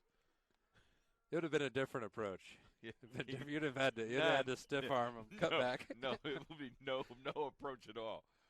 It's 32-0 after Brad Nardi pulls a rabbit out of his hat as he's able to scamper into the end zone. Frazier to hold. Bruce missed the last 2. This one looks good and is. And they are going to pass. Play action for Heboff. Lets it fly down the middle of the field. Incomplete. They tried to hit one deep right down the middle of the field. That pass was intended for Zach Martin, but it is incomplete. It'll make it 3rd and 7. Well, he had plenty of time to throw. Pretty good coverage there, zone coverage. Just really know where to throw the football there. Clock drips down to 11.7. 3rd down. So if you run a running play and don't get a first down, the clock's going to run out on you. I don't know if Triton Central would try to pass again or not. They do have Heboff in the shotgun this time. Yeah, they do want to throw it. Heboff steps up in the pocket, and he's going to end up getting sacked. Maybe it won't be considered a sack. He might have gained a yard, but it's going to end up being the final play of the first half. Heboff wasn't able to throw the football, and you're right, the rain is coming down again. As we have reached halftime at Beech Grove High School, Triton Central scored the first 20 points of the game. But the homestanding Hornets get a touchdown late in the half, and that's where we find ourselves here at halftime at Beech Grove with a score Triton Central 20 and Beech Grove 7. Our halftime program. The first quarter in just points scored in quick succession, but they've eaten up the majority of the second quarter clock, and they lead 33-0. 7 minutes off that clock. It's 33-0. We've got a halftime score. Ben Davis on a roll, 18-0 at halftime. If Ben Davis wins this one, they play the next one. You know who their sectional opponent could be? Who? Could be Southport. That's crazy. Southport. That's a Southport sectional. Who else is in that sectional? Southport, Tech, Do you know? and I pick Perry Meridian. That's going to shape up pretty well for Ben Davis. Or Southport. I mean, both of them could be favored. But the way Ben Davis is playing in the last 3 weeks. I wouldn't want to play Ben Davis right now. No way. They're Giants. Good job, Jason. This one drifting will be fielded on the hop by C.J. Thompson. He looks to the middle. This has been the strongest attribute of the Park Tudor offense, and be another great field position for the Panthers. That might be something to look at if for the second half of your coach, Tony Bowman. We've played so well in both facets of the game, but we're giving Park Tudor excellent field position every single time. Yep. Well, they're kicking it kind of they're not kicking it as deep as I thought. I know Brew has a leg. Maybe it's been designed that. A couple squid kicks as well, because on the surface is wet, so the ball's going to take a different bounce. It stopped raining again tonight. Told you, decreasing chance. The handoff to the tailback. Gaining 3 was Jonathan Harris, the freshman. He's been toting the rock the most tonight. That's his 9th carry. Hurry up offense here for Park Tudor. As they go back to shotgun, Jonathan, this is interesting. Willie Harris, the backup quarterback, sophomore with the red sleeves. He will keep it, designed to run, and through fits and starts, he is tumbled and fallen upon at the 49-yard line. I tell you what, he carried the defensive lineman of Covenant Christian, Tuman. Tuman is 6'2", 270, and he carried him across the line. And Willie Harris carried him like he was just 6'2", 7. Subbing back in is Cameron Smith at one of the wide receiver spots. Wonder if he wrestles. That'd be awesome. There's some teams where they had, like, it was the game we had with Franklin Central. Their entire defensive line was wrestlers, which I thought was not fair. This will be the handoff. Harris runs into his own man and got back to the line of scrimmage. It'll be 4th and 4 with 39 seconds, and the play will be blown dead by the far side referee. Going to call a timeout. Oh, it's because one of the Covenant players is a little slow getting up, having to stretch out, and now it goes down. Now he's back up. We'll see. Trying to stretch it out. Official timeout on the play. Let's look ahead. We talked about volleyball coming up. Talked a little bit about the sectional, something I think we didn't get to talk about. So we'll keep it here before our next commercial, before we go to break at the end of quarters. I just want to get your take on the sectional landscape across the state, looking at some of the different conferences. And starting the biggest, and because we talked about 1A, Lutheran looks really good. We talked about 3A. But we haven't talked about 6A, except for Ben Davis is coming on strong. But Avon's been at the top all season, joined by some Northern Indiana teams and Lafayette, Jeff, and Homestead. Mishawaka, Marion, right? Merrillville, it has made some noise. I think it's Avon's to lose.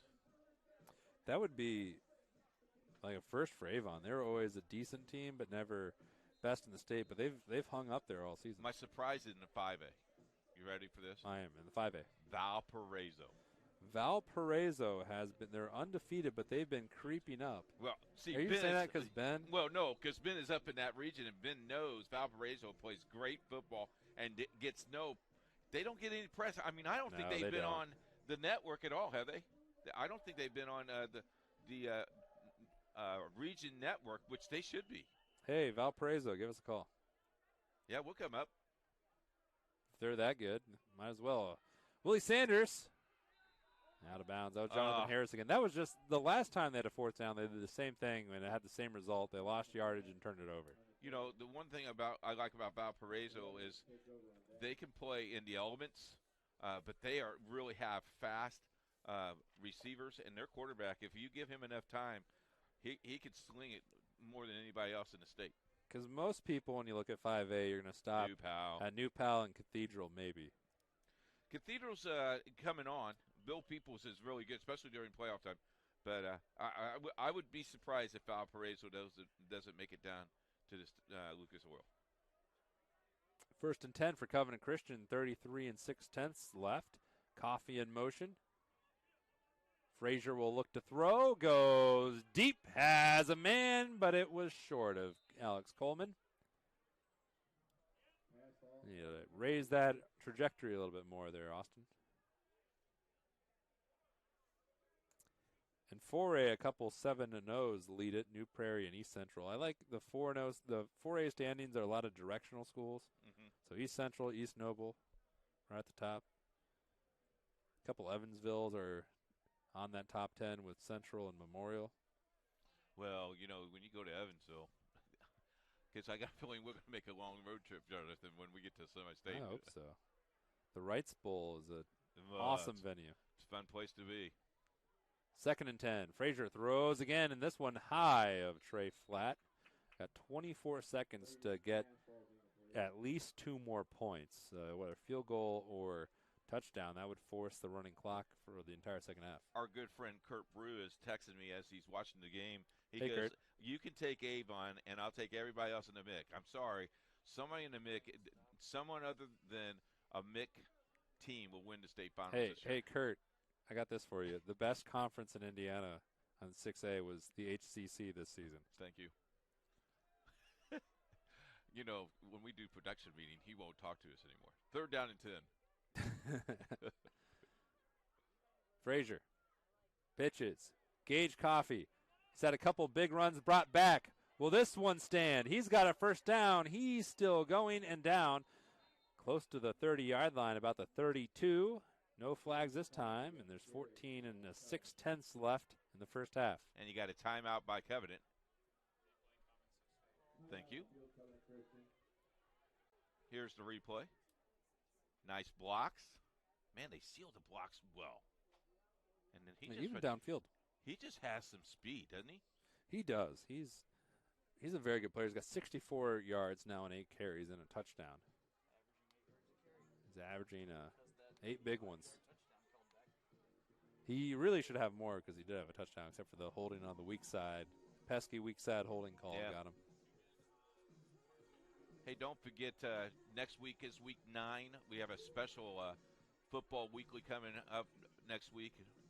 We're going to highlight some coaches and also the football draw where everybody will be watching on Sunday. I don't know where you're going to be watching it, but I think I'm going to go and watch it at Aspen Creek Grill. That's a great place to go. Yep. And stay tuned in the second half. You might have an opportunity to win a gift card to Aspen Creek Grill. Well, if you're the 100 follower on Indiana SRN, do we have a surprise for you? You might be connected to Aspen Creek Grill or not. Oh, yeah. Hypothetically. Yep. Big time. I'll tell you what, the score is not in Partier's favor, but Considerably tonight. Here's a little pooch kick taken at the 40 and fumbled away. And Noblesville, do they have this one? They say they do, and I believe they do. Yep. 26, Camden Nagel. Wow. A little bit of a surprise here. It was intended to, it's almost like an onside kick, but it's a pooch kick that goes down to the 40, and the receiver there could not hang on to the football.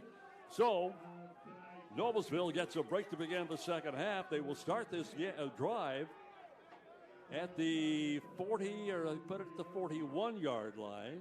Where have they spotted it down officially? The ball hit about the 40 or 41. It looks like they moved the ball back now. Now the officials are in a huddle. Yeah, the chains aren't officially set where they're going to be. It looks like it might be the 43. Not sure what the confusion is about here. It was very clearly a fumble. Unless there was something that happened that we didn't see. Hopefully one of them actually saw where Nagel went down with the ball. There's a lot of confusion on that Brownsburg sideline over there.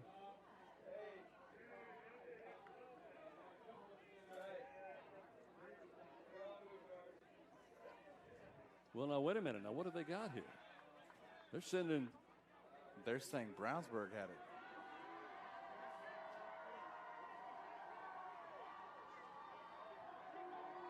Well, I'm pretty confused. Let's see this again. I'll be honest. I have no idea what the officials. Oh, okay. He called for a fair catch, but he fumbled it. So that negates the fair catch.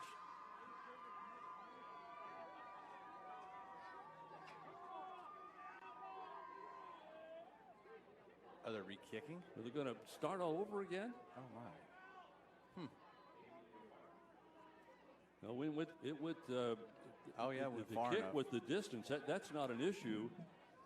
And even if it didn't, it would be a penalty, and there's no penalty implied here. I'm not. I have no idea, fans.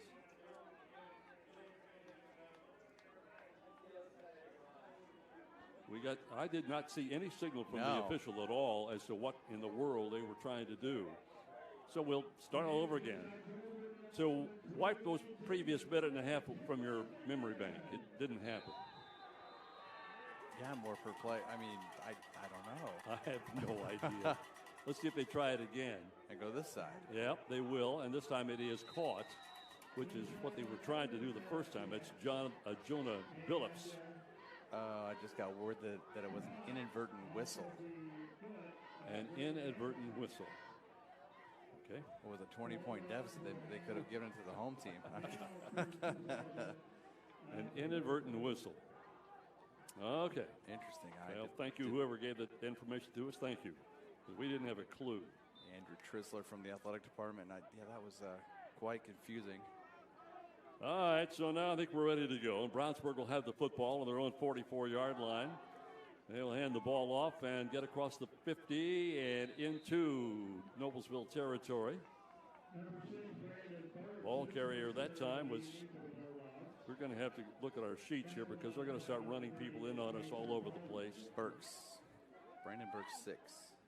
Okay. Short of the first down by a couple of yards, second down.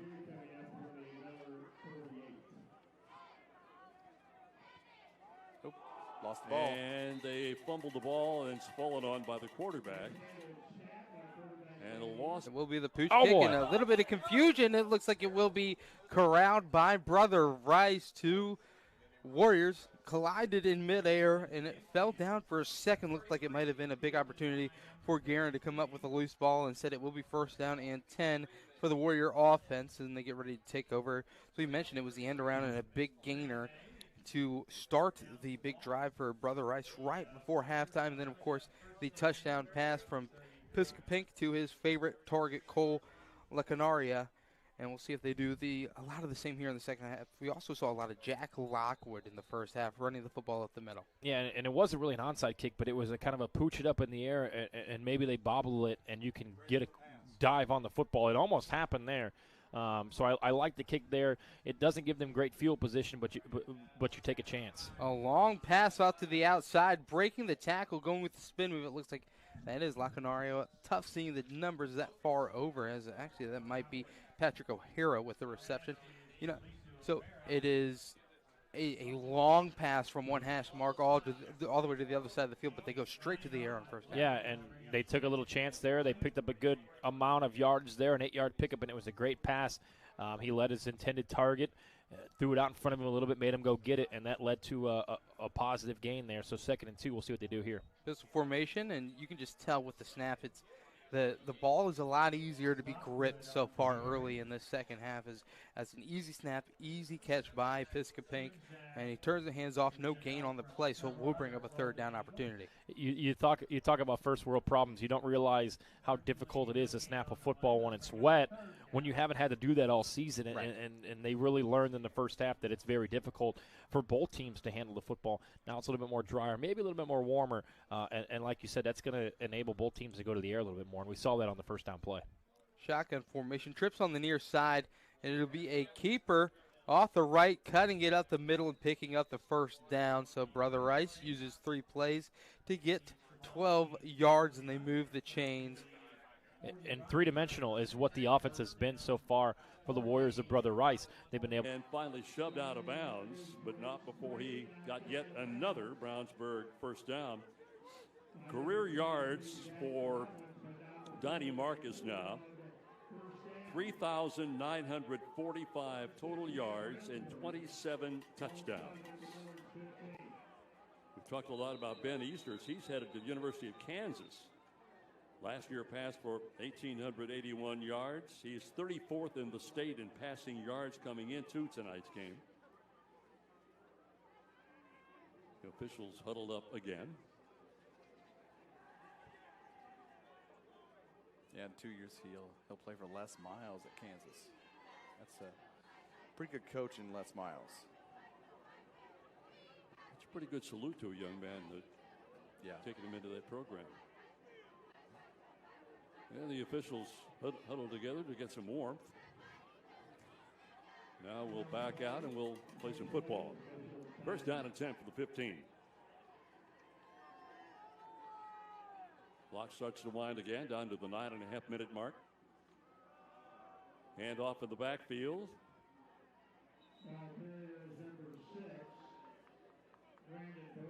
It'll be Brandon Burks running now at the running back spot.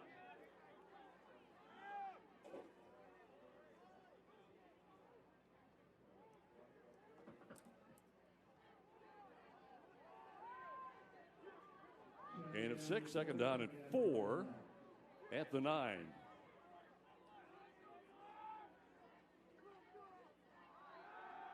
Throwing, and he dropped the football. It's loose. I think Noblesville might have it. And the scramble is on, and it is given to the Millers.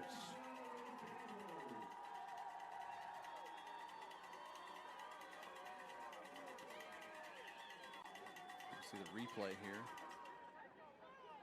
Tipped interception. Huge for Hawkinson because he was the guy that first bobbled. And he just dropped it. He was looking to throw. He had a receiver down the left side. He looked that away and just let it get away from him. It looks like when he was going to draw back, there was no grip there. So the Millers will get the football for the first time in the second half, and they'll start at their own 13-yard line. Well, they could use a drive now to pick up some first downs.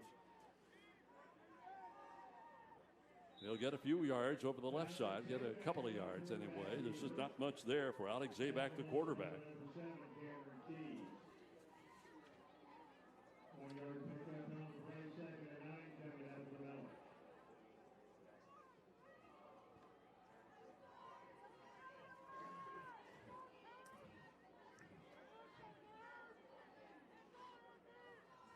Trying to get detail on who picked up that fumble for the Millers.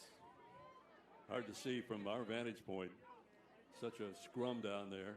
Hand off in the backfield again. The pile moves forward across the 15 out to about the 17-yard line. So we face another one of those third down situations again for Noblesville. Looks like that was Elijah Butler for 3 yards.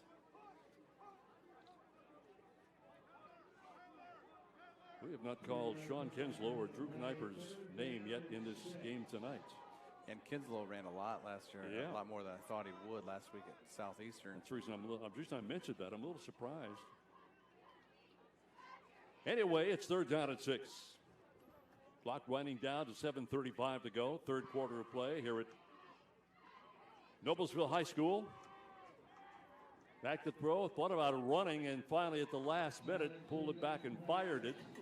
And it is going to be incomplete at about the 22. They're going to mark it down as a gain of 3 or 4 there. So bring up 4th down. Once again, the Tigers not really able to go anywhere when they have that field position. It looks like they're going to keep their offense on the field. Yeah, probably a smart decision to not kick a field goal in these kind of conditions. Would trust your offense, especially when you only have 4 yards to go and the running game has been so successful.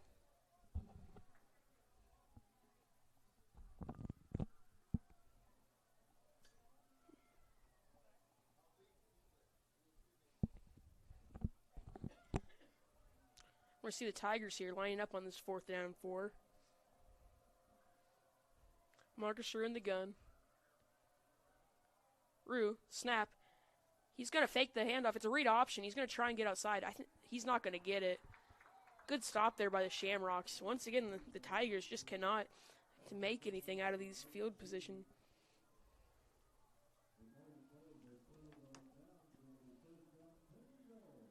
The Shamrocks once again shutting down the Tigers' run game, not allowing them to go anywhere, rather than them stacking the box.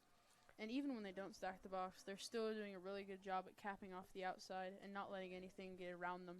I don't think field goals are too much of an option here. We have a 10-mile-per-hour wind, as well as 40-degree conditions. These are just not ideal playing conditions.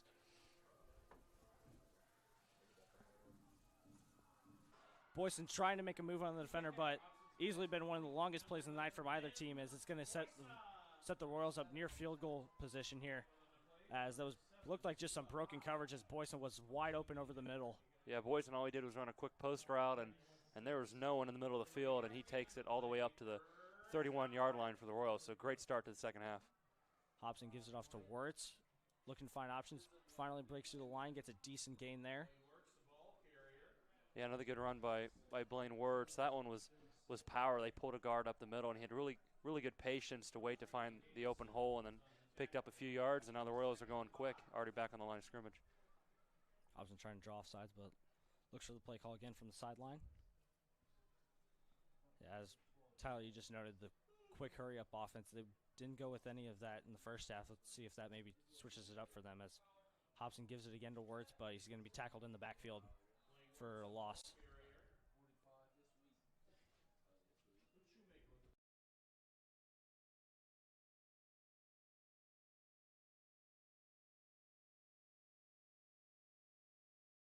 And about 4.5 to 5 yards to go for the first down. In that game against Fishers back at the 20th, they got a couple of players back that they had not had for a while. Here's the run again inside the 35, and a late flag comes in. Picked up All-State defensive lineman Dorian Keys and linebacker Cade Shepard, returned after missing the first 4 games of the year, along with Josh Sales at left tackle. So they were not healthy at the start of the season, but they're getting there now. The penalty's going to be against Brownsburg. Room trying to go in between the tackles, but the first man to meet him was a guy whose name we've called a lot tonight, Jaden Mays, number 55, with the tackle.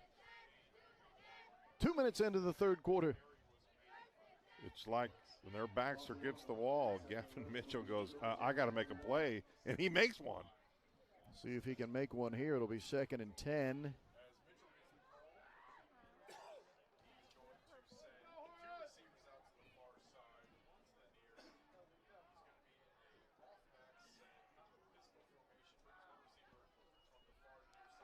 Mitchell will give the ball this time, and boy, another good job up front on the interior line. This time, number 31, Verande Miller, who's 5'8", but 245 pounds, is able to make the tackle.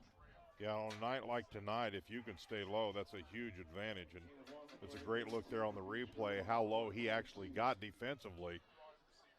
And now it is 3rd down, 3rd and 10. That was a no gain on that last particular play. Mitchell this time rolling right. Looks like he wants to throw. Nope, he is going to tuck it, and Kermode will end up making the tackle. He'll end up gaining just a couple. There just was no one open downfield to throw the ball to. Mitchell was holding it as long as he could. Mitchell's going to be a sore puppy tomorrow. He took another shot there at the end of that play. Just good secondary coverage that time by Triton Central. He tries to hang on as long as he can, so he ends up running, and boy, he took another nasty shot. Ended up gaining 4 yards, but it makes it 4th and a long 6, so Josh Fryer has to do the punting again. The 300-pound punter, who's actually verbal to Ohio State to play college football. And that ball takes a bad bounce if you're rooting for Beech Grove. Actually back 5 minutes ago, where you need to get off the field. Your defense needs to step up. Now they got the interception. Now can you put the pressure on and stop the run? Lockwood in the backfield. Yep. Look for him to go to the left. He's got the fullback in there for blockage. I would bring up those 4 guys in the box. There you go. They read it perfectly. And a great decision by Pitsapink to keep the football, because it would have been a loss of 4. He gets about 2 yards here. So a big 3rd down coming up for the defense of Guerin Catholic. Hagel came up from his safety position. A good job chopping him down, as you mentioned. Now an opportunity here. Are you looking to pick up obviously looking to pick up the first down, but looking to just get positive yardage to set yourself up for a 4th down opportunity? Yeah, I'm going 4 down territory here. You've got 2 plays to get 5 yards. Guerin hasn't been able to stop you on multiple plays quite yet tonight. Hobson looking, he's going to run the screen to Wirtz. He's able to make the play, but he's just going to stumble and get at least inside the 10. But Royals might be looking to go for this, especially with the fact that the weather most likely is not going to help with the kicking at all. Well, and at least even if they don't make the field goal, they flip field position, so they're going to give the Flashes a long field if they don't get it. So it's a smart decision, I think, to go for it. You might want to try to see if they jump off sides first, but there is it looks like they're trying to force DeAndre Rhodes to come off the field. There was an official's timeout, and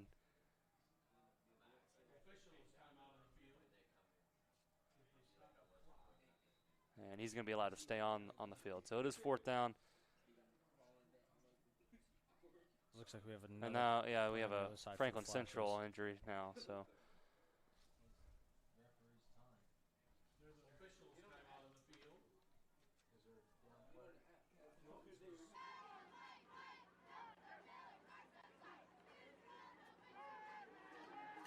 Little flea flicker. It got a receiver upfield, and it's intercepted at the 42 and brought down at the 40-yard line. Brought down by the intended receiver.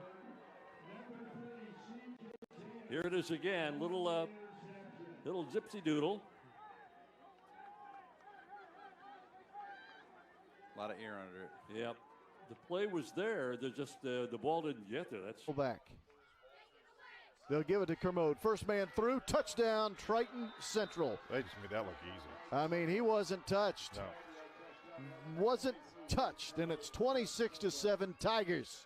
That looked easy because there was great blocking. And when you get great blocking, it makes the runner job incredibly easy, if you will.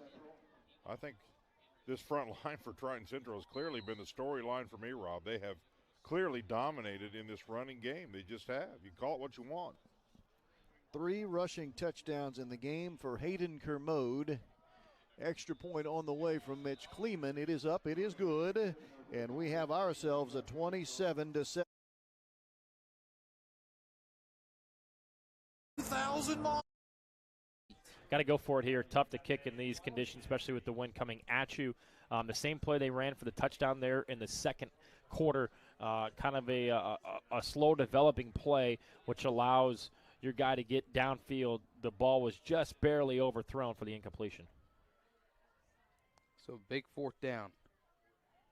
Pistol formation. O'Hara in the back behind Piska. Pink one receiver on both sides. Snap. Another play action fake. This time looking over the middle again. 2 defenders back there, and they just bat it down. Incomplete. Turnover on downs. Gives the ball back to Guerin. And then try to get the ball back to the offense with good field position. Patrick Hagel there, a great job defending. And instead of intercepting the pass, we'll see here, he simply bats it down, because if you intercept it, you're going to get the ball to the 20-yard line, maybe even the 1 if they mark you down there. But a great job of just pushing it down. Now you take over on down to the 24-yard line, where if he intercepts that, maybe he's down at the 1. Right. So great play there. And for the second time this quarter, a great defensive stop by Guerin Catholic when needed. They got the interception. Here they get the 4th down and completion. Now they got to get positive yards. And the deep man again, Bumgarner, over 1,000 yards on the season. Man in motion, left to right, and it'll be a fake handoff to him and up the middle to Bumgarner. Again, one-dimensional there. It looks like it's going to bring up a 2nd down and about 7. And it's going to be another slow getting up. Bumgarner trying to get all the rest that he can at the bottom of that pile. Is a 2nd down and 7. And, you saw the end around. Elijah Edwards, that might be something, a little bit of a glimpse of what you might see coming up a little bit later. Handing it off to Edwards around. nowhere to go for Birch. They ran into a stone wall, circles right side, and going to be knocked out of bounds inside the 5. They'll spot him right at the 5-yard line.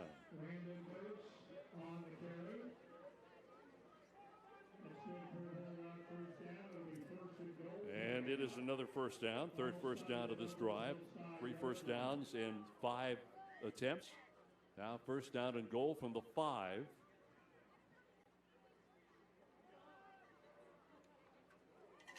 Burks again, brought down at the line of scrimmage. In fact, might have lost a half a yard.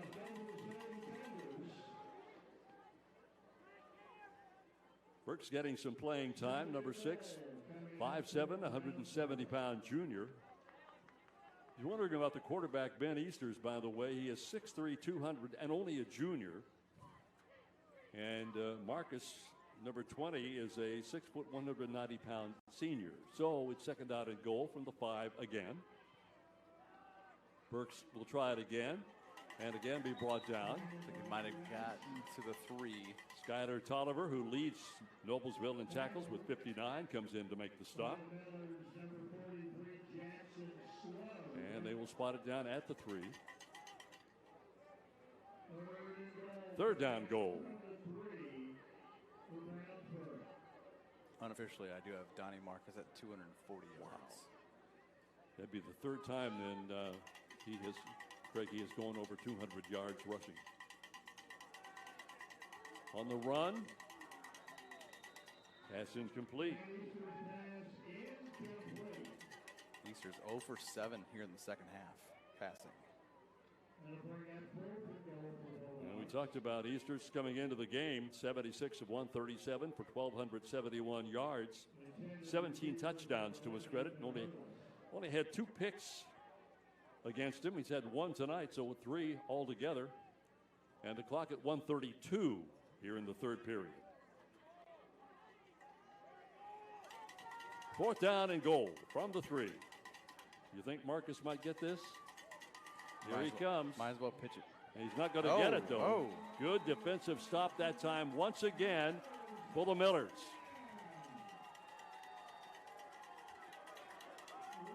Elijah Edwards, something that we mentioned earlier, but he only picks up 3. I like the play call, though. It's something different. It's a man in motion. The jet sweep picks up 3 yards. A third down coming up here. Excuse me, that was third down, so this will be a 4th down and 5. You tried something different. It just simply didn't work, but I do like the play call there by Coach Dilly. We saw them working extra during the halftime on this, and that's just a simple snap on a punt formation. We'll see if Hawkinson can control this one. The rain is coming down. It's not as bad as it was in the first half. And on 4th down. And it hasn't been Hawkinson's fault. They've been bad snaps. This one a little bit high, takes a step back. We'll get a good punt off here. Low. And it's going to hit a defender. A defender. And Guerin may have. It's going to be picked up. It looks like falling on it is Brother Rice. So one of those where I don't think it was intentional, but there are some intentional punts like that now in the collegiate game where they try and hit an opposing player running back to coverage. And just a really good job there getting on it by Brother Rice. Yeah, and when you're running back the block for your boy and the ball hits you in the back, you're thinking, oh, boy, I need to turn around and find that football because it's a live ball. An okay kick there, barely got out of the way, a low spiral.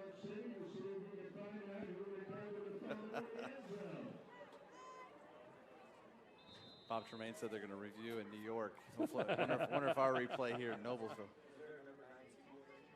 Is there a 92 on their team? There, yes, Tony Allo.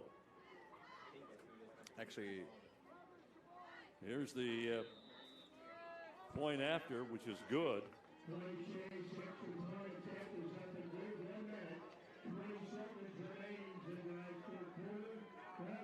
We think it's Allo. Man, I'll say that. He does not want to take a fair catch, and he's willing to sacrifice in the process. It was funny, Big Jan. It looked like he was waving his arms for a fair catch as he was running forward, but maybe that was just his running style, I suppose. It was not ruled that way. And instead, he has to take the punishment after fielding the punt. But we're looking at caught. Found him in the end zone. Very nice pass there by Simmons. That's going to break the tie.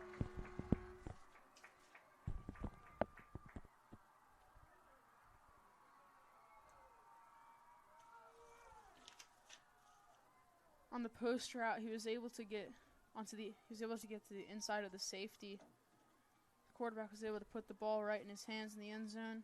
That was Eddie Ebanks III there on the coverage. It looked like he was trying to break around to try and swat it, but I don't feel like he would have been more successful if he just would have followed the route. Looks like the refs are blowing their whistle after the PAT. I think they just signaled for a false start. The Shamrocks are indeed marching it back.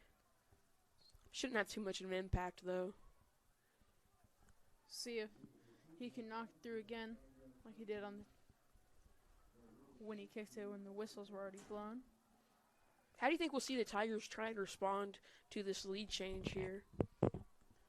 Not entirely sure, because Westfield has seemed to be really good on both the running side and the pass side.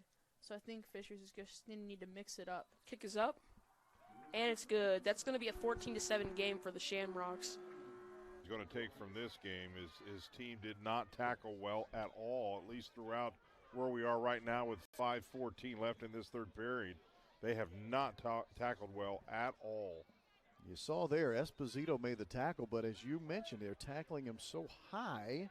Yeah, you got a kid that's just really strong in the legs, and he's going to carry you, especially on a night where you can't get good footing. He off the QB under center. Yep, there goes Kermode again. Flag is thrown around the original line of scrimmage. Kermode was tackled without scoring. He was just shy of the goal line, but let's hesitate for a moment because there's a flag thrown again right at the line of scrimmage.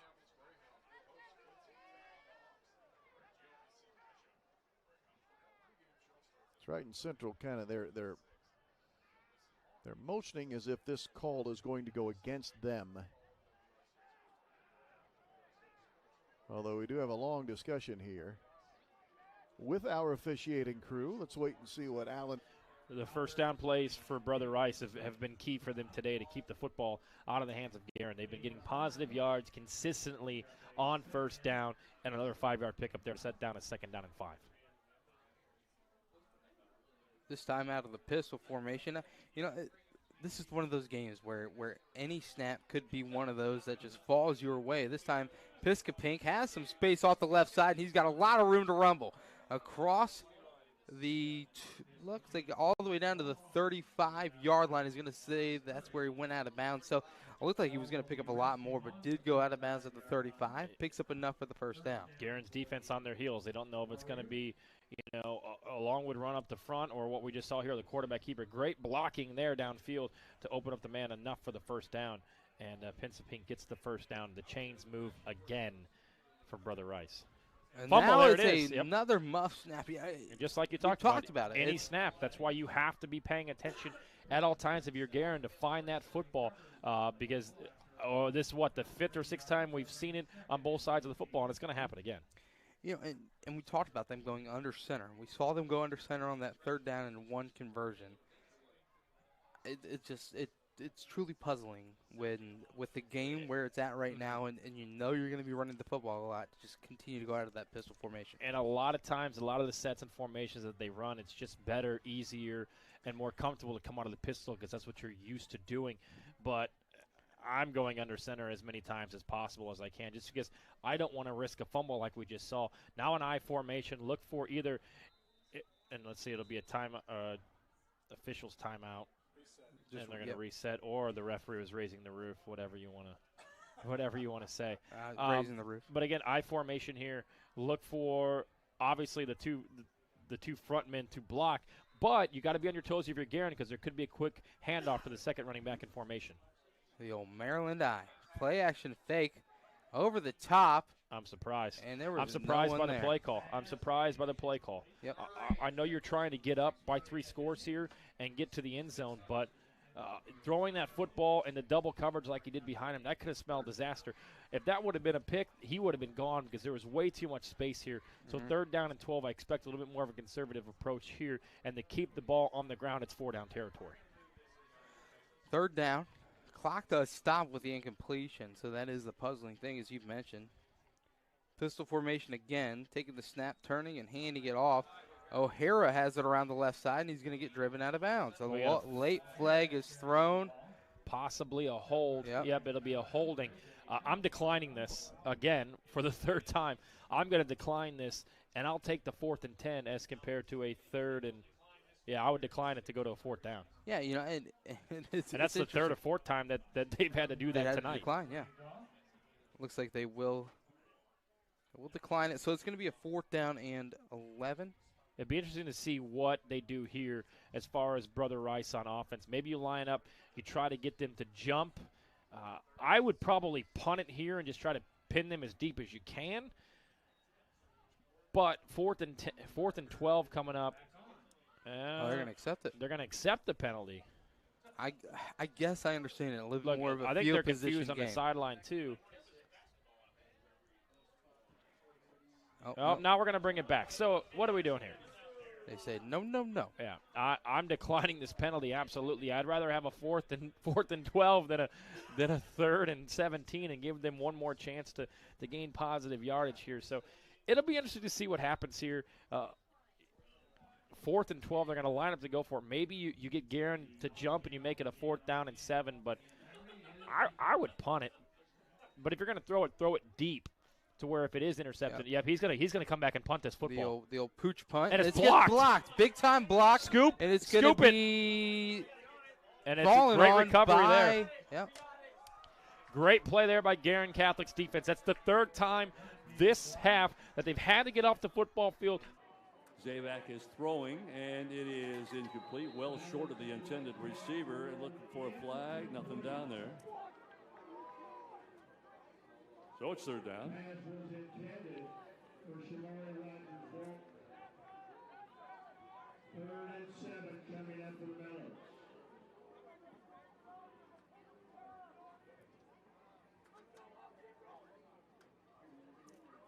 Now Barrett comes back out. Zavac comes back out. He's been the quarterback the entire game. They've not made any flips in that area.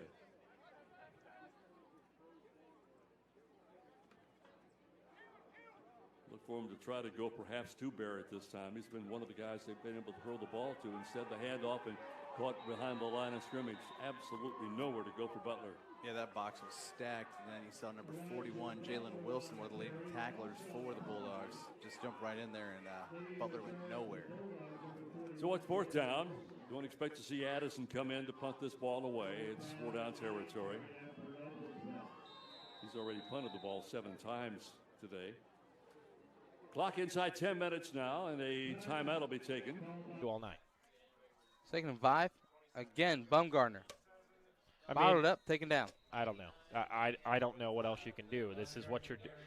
This is who you've proven you are, and you're going to ride him to the win. And I get that because he's a senior and he's been great to you all year. But you're going to have to do something, whether it's a misdirection, whether it's a quick pitch.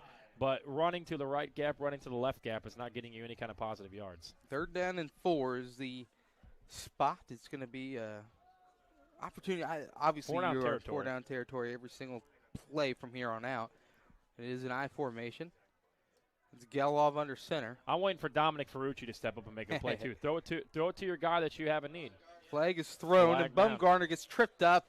He had a lot of space to shimmy on the right side, but let's see what the flag is. Phillips was over there for the shoestring, and looks like the way that it's judging, it might be against the offense. I'm not sure exactly. They're going to get together to discuss. Looks like it could be. We'll wait for the officials' ruling here. And did they pick up the flag? Looks like they picked up the. We'll bring up a. Oh, did he get there? Yes, he did. Touchdown. He did, yes. I beg your pardon. He did fall forward and break the plane of the goal. And it is a touchdown. How about the night? Hayden Kermode is having his 4th rushing touchdown of the night. Well, this offense has absolutely been spectacular tonight, but quite honestly, the defense has really set up good field position all night long for this offense. Now it's 33-7, 4th touchdown of the night for Hayden Kermode. We came to the game tonight thinking we'd be talking a lot about Keaton Kermode, the senior. Instead, it's been all about the junior Hayden. Extra point is good, 34-7. Right.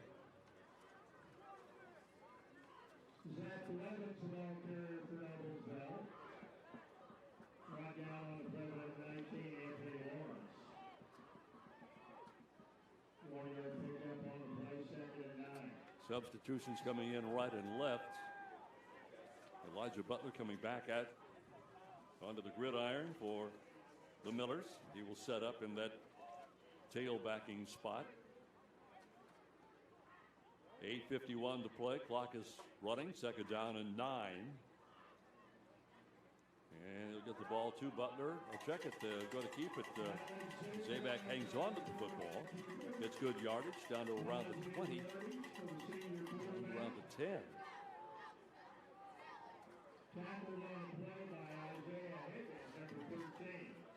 So third down coming up. Third down and 3. The best drive so far. This began back at the 20-yard line.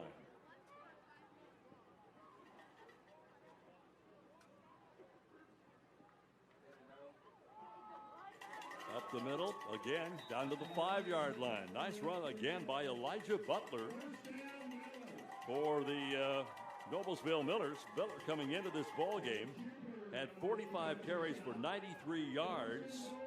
No touchdown. I'll check it. 1 touchdown. And he's on the verge right now of getting this ball club into the end zone on a first down and goal from the 5.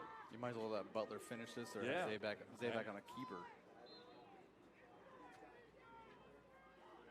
Well, I pointed out a couple of times, Noblesville has done a decent job of staying with teams in the second half. And here is Butler in from 5 yards out.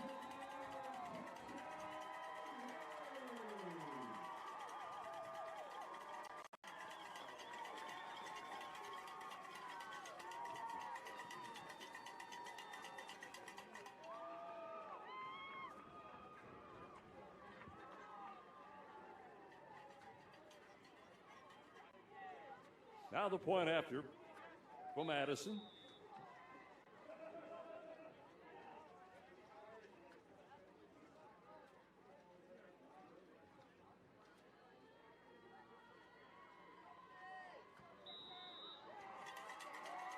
And it's good. Really nowhere to go for Blaine Works. Only got about a yard there. We'll see what they go for this play. They might look to pass with, as they'll bring Boyson in motion. They're going to hand jet sweep off to Boyson, who's got space. Goes for the end zone. He's going to get into the end zone for a touchdown.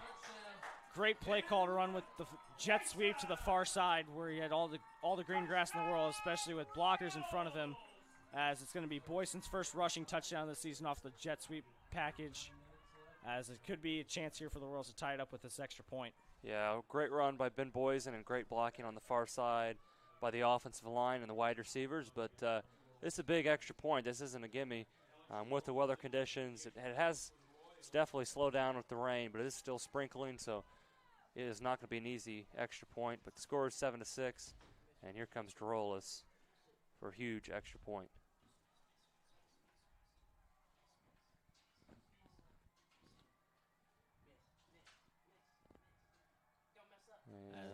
Snap comes in, and it's going to get blocked.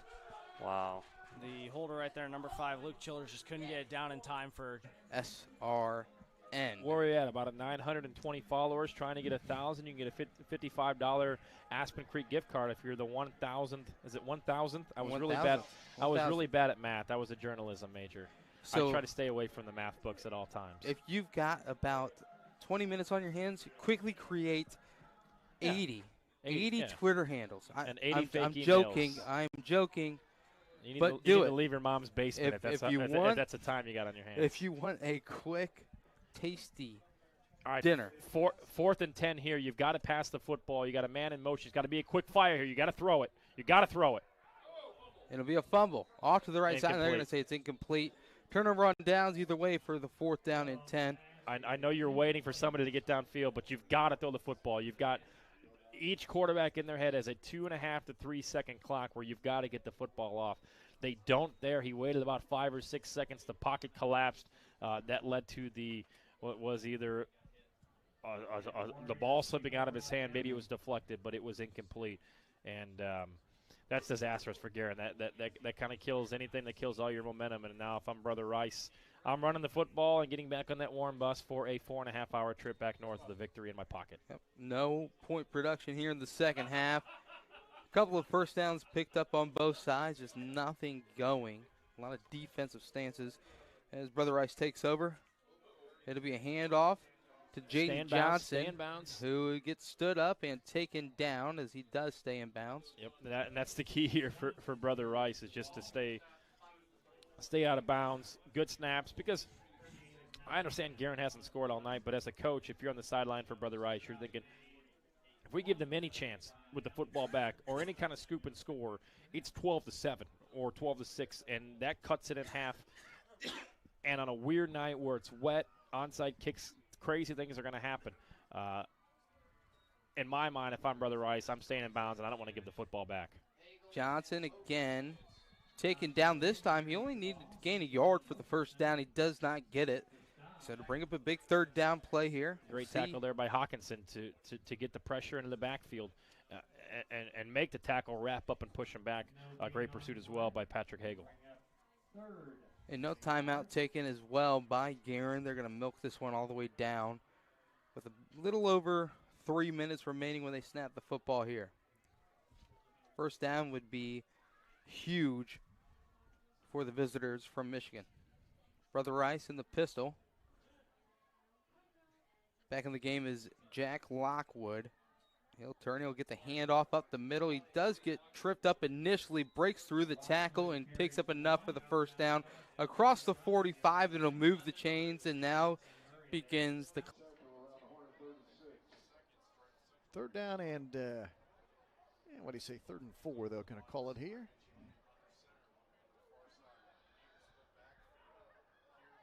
See if Triton Central will keep it on the ground. They will. Kermode carrying, but this time really good defense.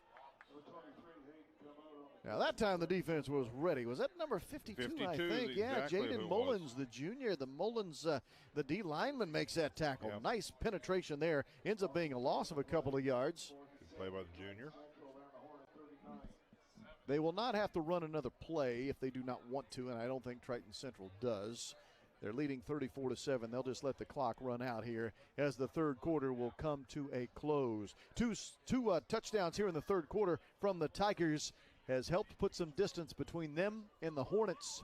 It's 34-7. Triton Central leads Beech Grove on the IHSAA championship. Scrimmage falls forward for maybe a couple of yards. Again, Davis in at quarterback. Easters is out. Do you have any numbers on Easters, Greg?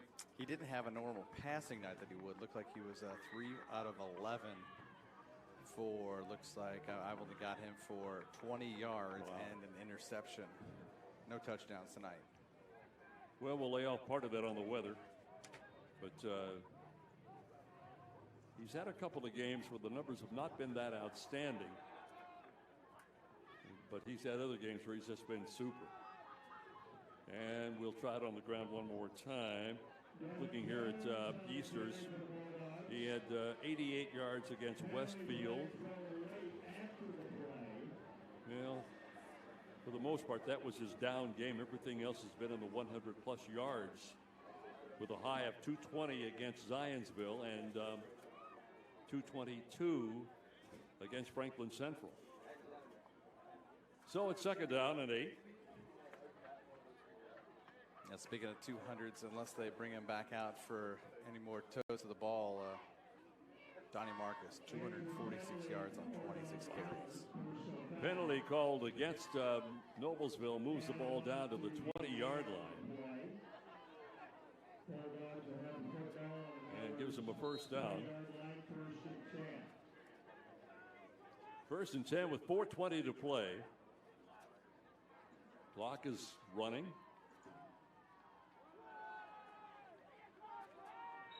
Down to the 16-yard line, a gain of 4. Second down, 6. It's time.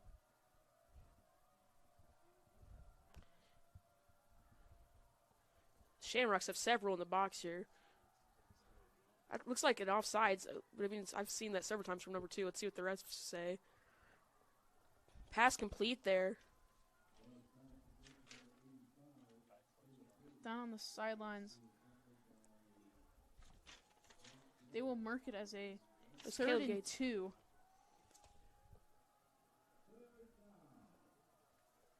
A 3rd and 1. Popeye Williams, that's number 2 you see on your screen. It looks like you got to watch his reaction time because it's so fast. It almost appears he's jumping off sides. He's had a great jump on the ball last play.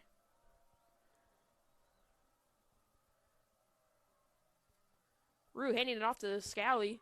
Scally able to get up the middle, breaks the tackle, barely brought down there. Great run. That's the kind of running you get from Scally. He's able to make these big plays because of his speed and athleticism.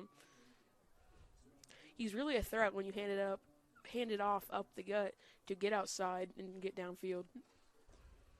Yeah, and just the Tigers really marched the ball all the way downfield after having a 3rd and 15 behind their own 20.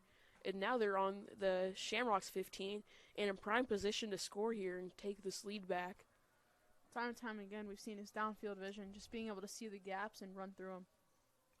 Here's Sean Kim is in the backfield here. Marcus Rue under center. Rue's going to hand it off to Kim. Kim able to get off a couple tackles. Pretty decent run there.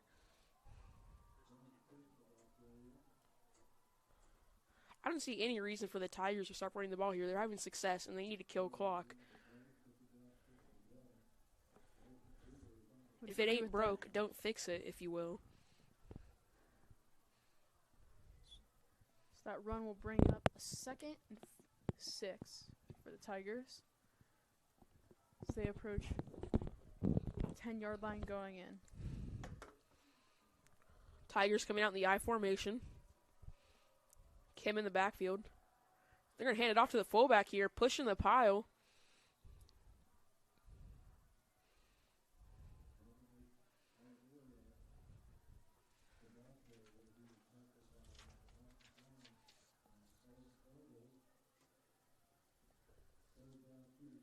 And they're going to mark it as a gain of 5.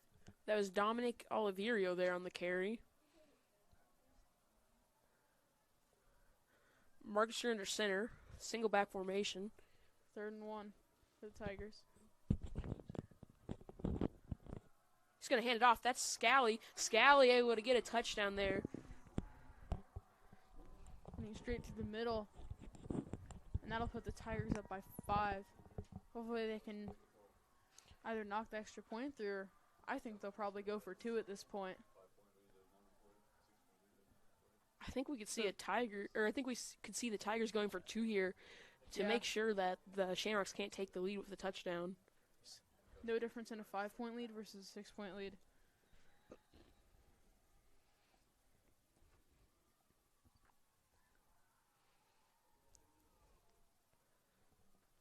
Tigers still not over the ball. Seem to be deliberating about what to do. It'll be interesting to see what they do here, because you got to think the Shamrocks will be expecting a run and packing the box with 11 instead of 10 on this play.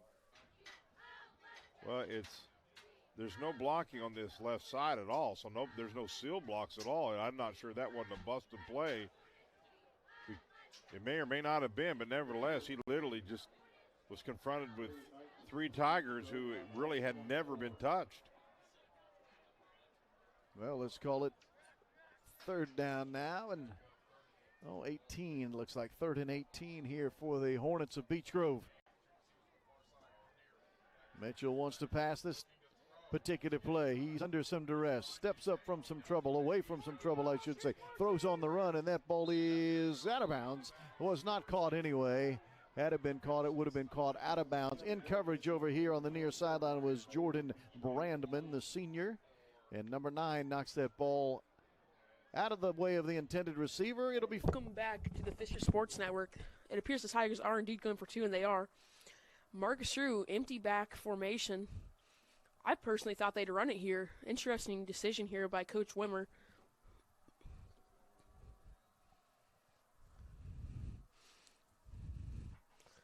You got Jeffrey Simmons out right here.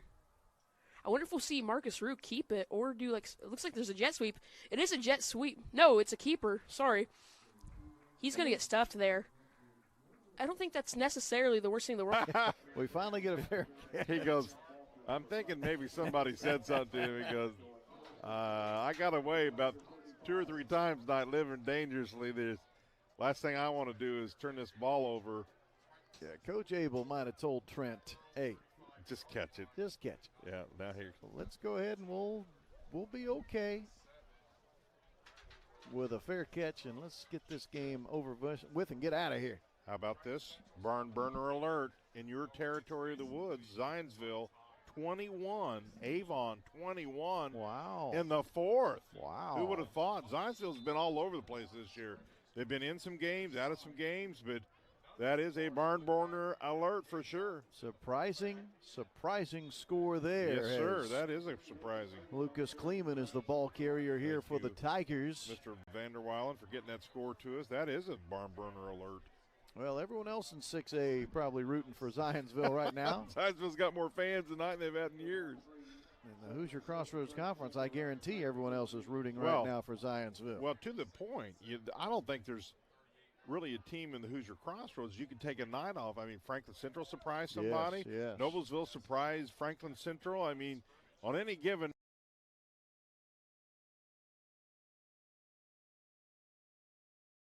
the Tiger Horde. It's going to be another big return. Not as big as the last one, though. It's going to be nearly by the 50. The Tiger special teams has looked very weak tonight. Big return there, putting the Shamrocks in good field position. We're going to see if the Shamrocks can capitalize on this key point in the game. The Tiger special teams now have had a blocked punt, a missed PAT, and then 2 large returns. It's really impacting the outcome for the Tigers, or it could. But see what they do here. Simmons for the Shamrocks lined up in the gun. Patchett in the backfield. Hands it off to Patchett. Patchett running outside. Ooh, he's able to hurdle a defender. That's going to be a first down for a big run. Gets out of bounds to stop the clock. Looks like they're going to spot the ball at the 40-yard line going in. I think the Shamrocks are going to be looking to kill clock here so they don't leave too much time up for the Tigers to come back if they do, in fact, score.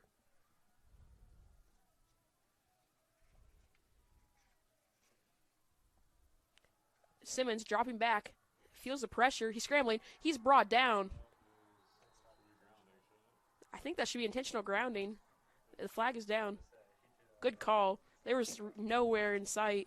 No receiver in sight there for Simmons. Great pressure by the Tigers on that 2nd down and 10. That's going to send the Shamrocks back now.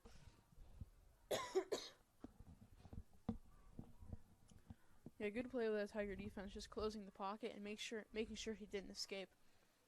He almost got out with room to the outside, but was able to bring him down.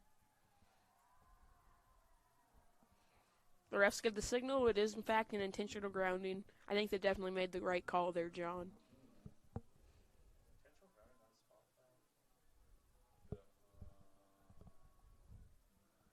It's just wrong. Let's see where they mark it here.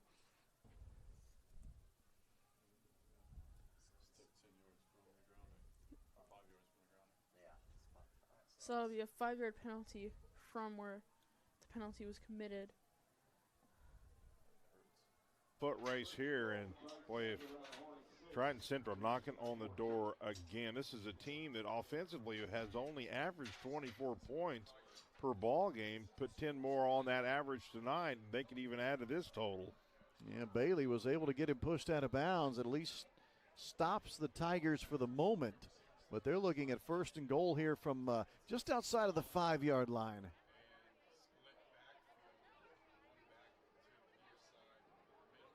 Ebe off the QB. Gives to Thacker, and this is good defense this time. That time, he didn't have anywhere to go. Damon Tompkins, number 28, came in there and sliced him. Well, it's went from a barn burner alert to, oh my goodness, Zionsville now leads 28-21 over the Avon Orioles. Oh, the rest Shocker, of the baby. State. Rest of the state is seeing that score at probably about the same time we are and saying, hold on here.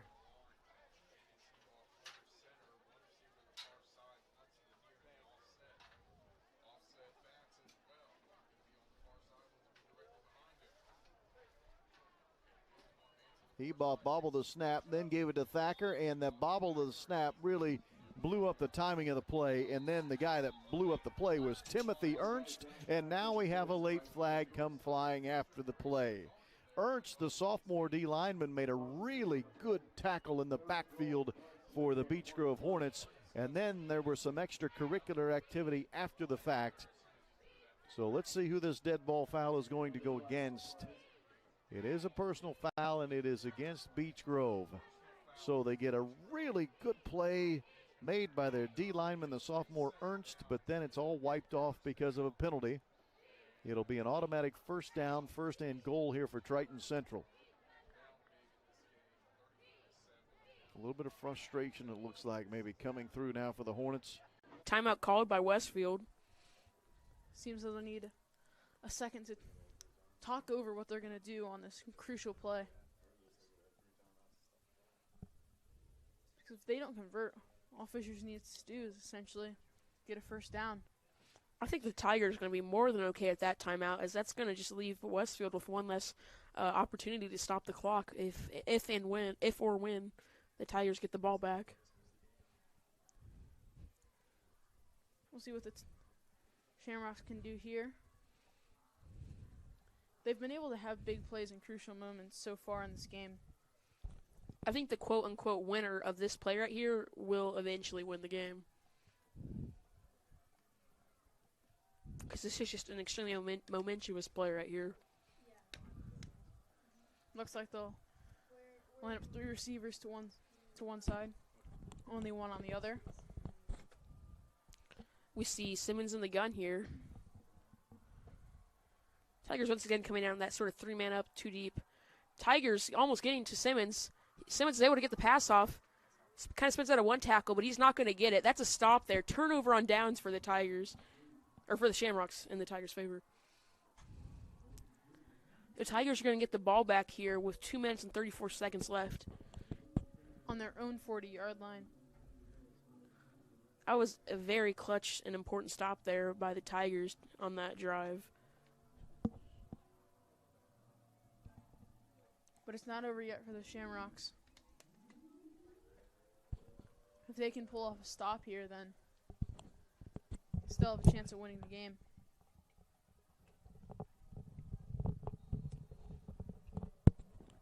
See a single position. Let's see what happens here. I think they're just going to continue to hand it off to their triad of running backs. That's indeed what's going to happen. That's going to be Sean Kim with the carry. There's a flag down in the play. Sean Kim making a pretty nice move there. It's going to be, looks like a 9-yard rush. Let's see what the call on the field is. Holding on the Tigers. The Tigers have been having some trouble with the penalties. It's going to stop the clock, too, which is the exact opposite of what the Tigers need. Man, that's a killer penalty. When a first down, more or less win the game. It's just crucial.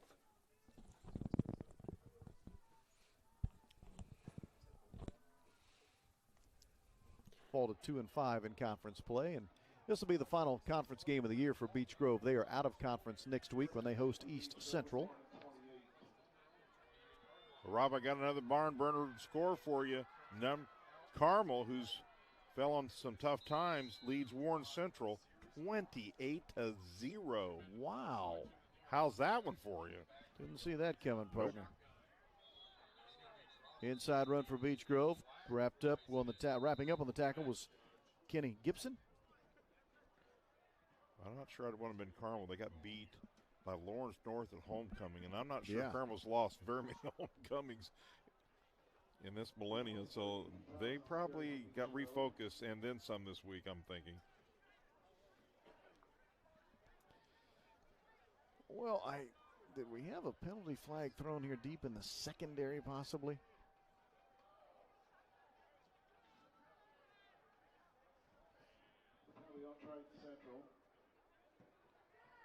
Yeah, apparently we did. I missed that one, friends. I did not see that penalty, but it is against Triton Central.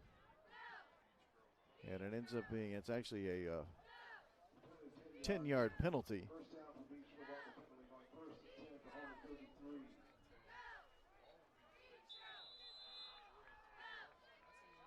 So it is a first down by penalty. Beech Grove with the ball here.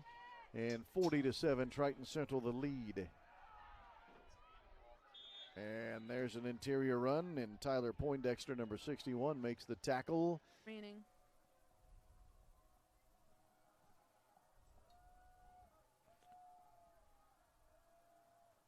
Appears to be Dylan Scally in the backfield with Marcus Rear lined up under center.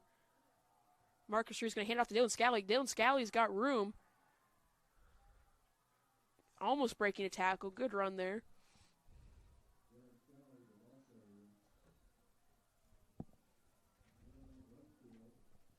Timeout Westfield. Westfield, interestingly, choosing to use their last time out there. But put just a little too much on that ball. It's incomplete. Had him, too. He split the zone. And Mitchell just, again, not able to get any type of grip on the ball to put it where he wants it. Just over the head of Damon Tompkins, who was open on that sideline, but it went over his head, incomplete.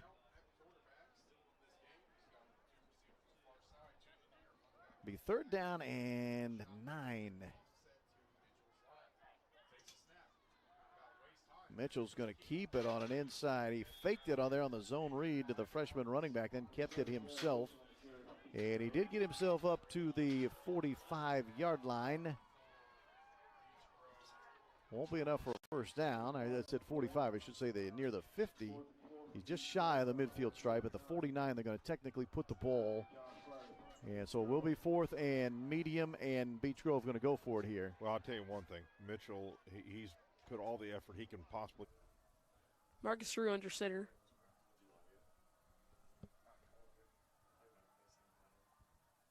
Marcus Rue's going to hand it off here to Scally. Scally with the burst of speed up the middle. Looks like it's going to be a gain of 5 or 6. Pretty good run. Not enough for the first, but it's going to keep the clock running, and that's what matters most to the Tigers right now. So it looks like it's going to be a 4th and 2. They're going to, with 23 seconds now left on the play clock, that's going to leave the Shamrocks without a minute left to play after this punt.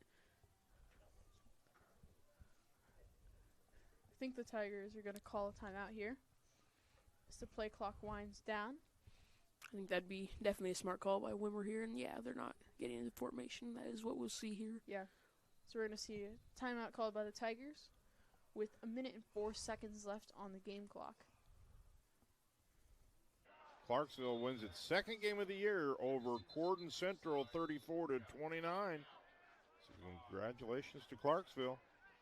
And timeout taken here. Triton Central to take a timeout. I'm not sure they didn't have the right personnel on the field. They're trying to get some young guys in the game now, and that, of course, can make it a little difficult when you're trying to get some new guys into the game, and they do have to take a timeout. Better educated coaches produce better athletes. You can help give high school coaches the training they need by contributing to the IHSAA Foundation. Make your tax-free contribution today at ihsaafoundation.org.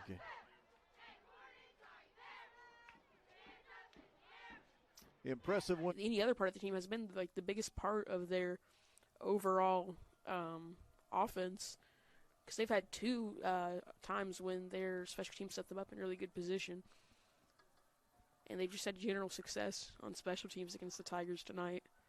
Yeah, I would agree. Their special teams have set them up for success overall. Surprised we're not seeing Mason Panning here to return this punt. All right, and Tigers punts deep. Kick is away. That was a very good punt. That I don't think the Tigers could have had that go much better for them here. And the Tigers will start the ball at around the 10. That was pretty much the ideal punt there for the Tigers, getting them back in their own, deep in their own territory, and leaving them under a minute to go. Looks like it's spotted on the 11-yard line. 57 seconds. The Shamrocks here are going to have 57 seconds, no timeouts, to go 89 yards. We're going to see Simmons here come out, empty backfield, in the gun. He's got 5 wide. Looks like the ref's standing over the ball.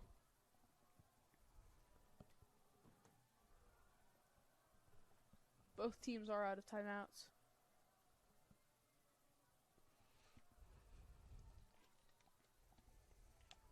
The ref blows the whistle, giving them the okay to go. So here we have the Shamrocks in 5 wide. Simmons dropping back. Tiger pressure. Looks like that's going to be incomplete there.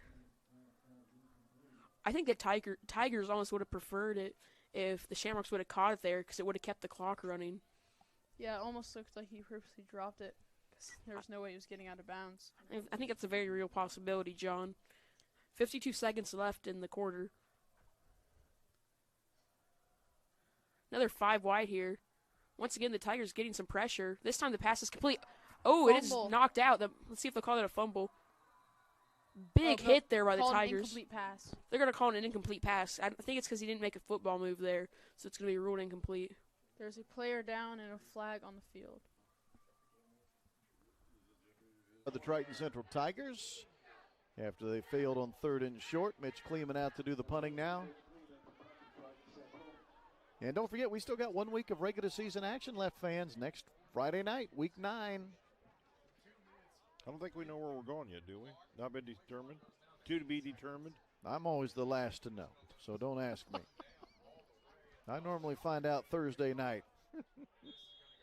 Doesn't matter to me. I love going to any schools. You only worry about the concession stand quality. Well, no, yeah, there's a part of that. But it's my first time ever in all the years. Needs one now, though. This time they have the running back. All right, back to pass. Patchett fires over the middle, complete. It's going to be caught, but for it is going to be enough for a first down. Which will stop the clock until the chains are set. Good pass there by Simmons. The clock's going to be running.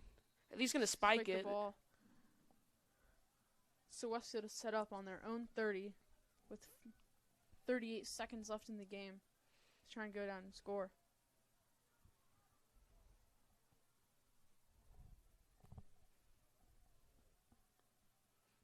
Let's see here what the Shamrocks do. Tigers just need to keep their receivers in bounds and stop any big gains over the move. Simmons takes the snap, drops back, finds his target. He's gonna. Looks like he's gonna get out of bounds, which he does. Pretty good little pass right there. So nice job by the receiver getting out of bounds, making sure he gets that clock stop for his team. This is shaped up to be a very good matchup on Friday Night Lights. You always love an entertaining game that's down to the wire. 32 seconds left here. Down to the wire indeed. Third and 1. Simmons drops back. Complete over the middle. Complete over the middle. He's going to be stopped in the middle of the field. The Shamrocks are going to have to spike it here. That's going to kill the clock. It's going to be a first down, so they're going to have to move the chains. But before the clock starts moving, there's going to be 26 seconds left. And they're going to spike it. Under 25 seconds now at around their own 45.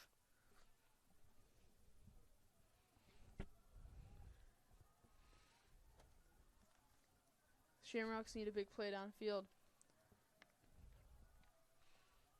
Now that they've gone back to having Patchett in the backfield, we've seen less pressure and disruption by the Tigers here. Tigers have... No, he's actually in an empty backfield this time, and we see that disruption once again. Let's see if the Tigers can keep the receiver in the bounds after the pass. That was complete to Patchett. That was not what the Tigers wanted there after a big gain and a first down, as well as Patchett getting out of bounds there. 15 seconds left here. Ball will be spotted at 49-yard line going in. No, apologies, 44-yard line going Shamrocks have to score a touchdown here. A field goal will not do it. So they have to march 44 yards in 15 seconds, which is a pretty tall task. Simmons drops back, looking. He's got plenty of time. There's a flag. I think that's going to be on the O-lineman, and he's just going to throw it away there. We'll see. It's a holding on the Shamrocks. Good call there by the refs. I mean, there was a pretty flagrant hold there. There's now under 10 seconds left to go. I think this one can be put away for the Tigers. Well, we've seen big plays downfield. And Westfield is still a top 10 team in the state of Indiana. So it's not over till it's over. I think Westfield still has a shot as long as they can find an open man downfield and get it to him. After that penalty, they're now going to have to go 54 yards downfield. 57, actually.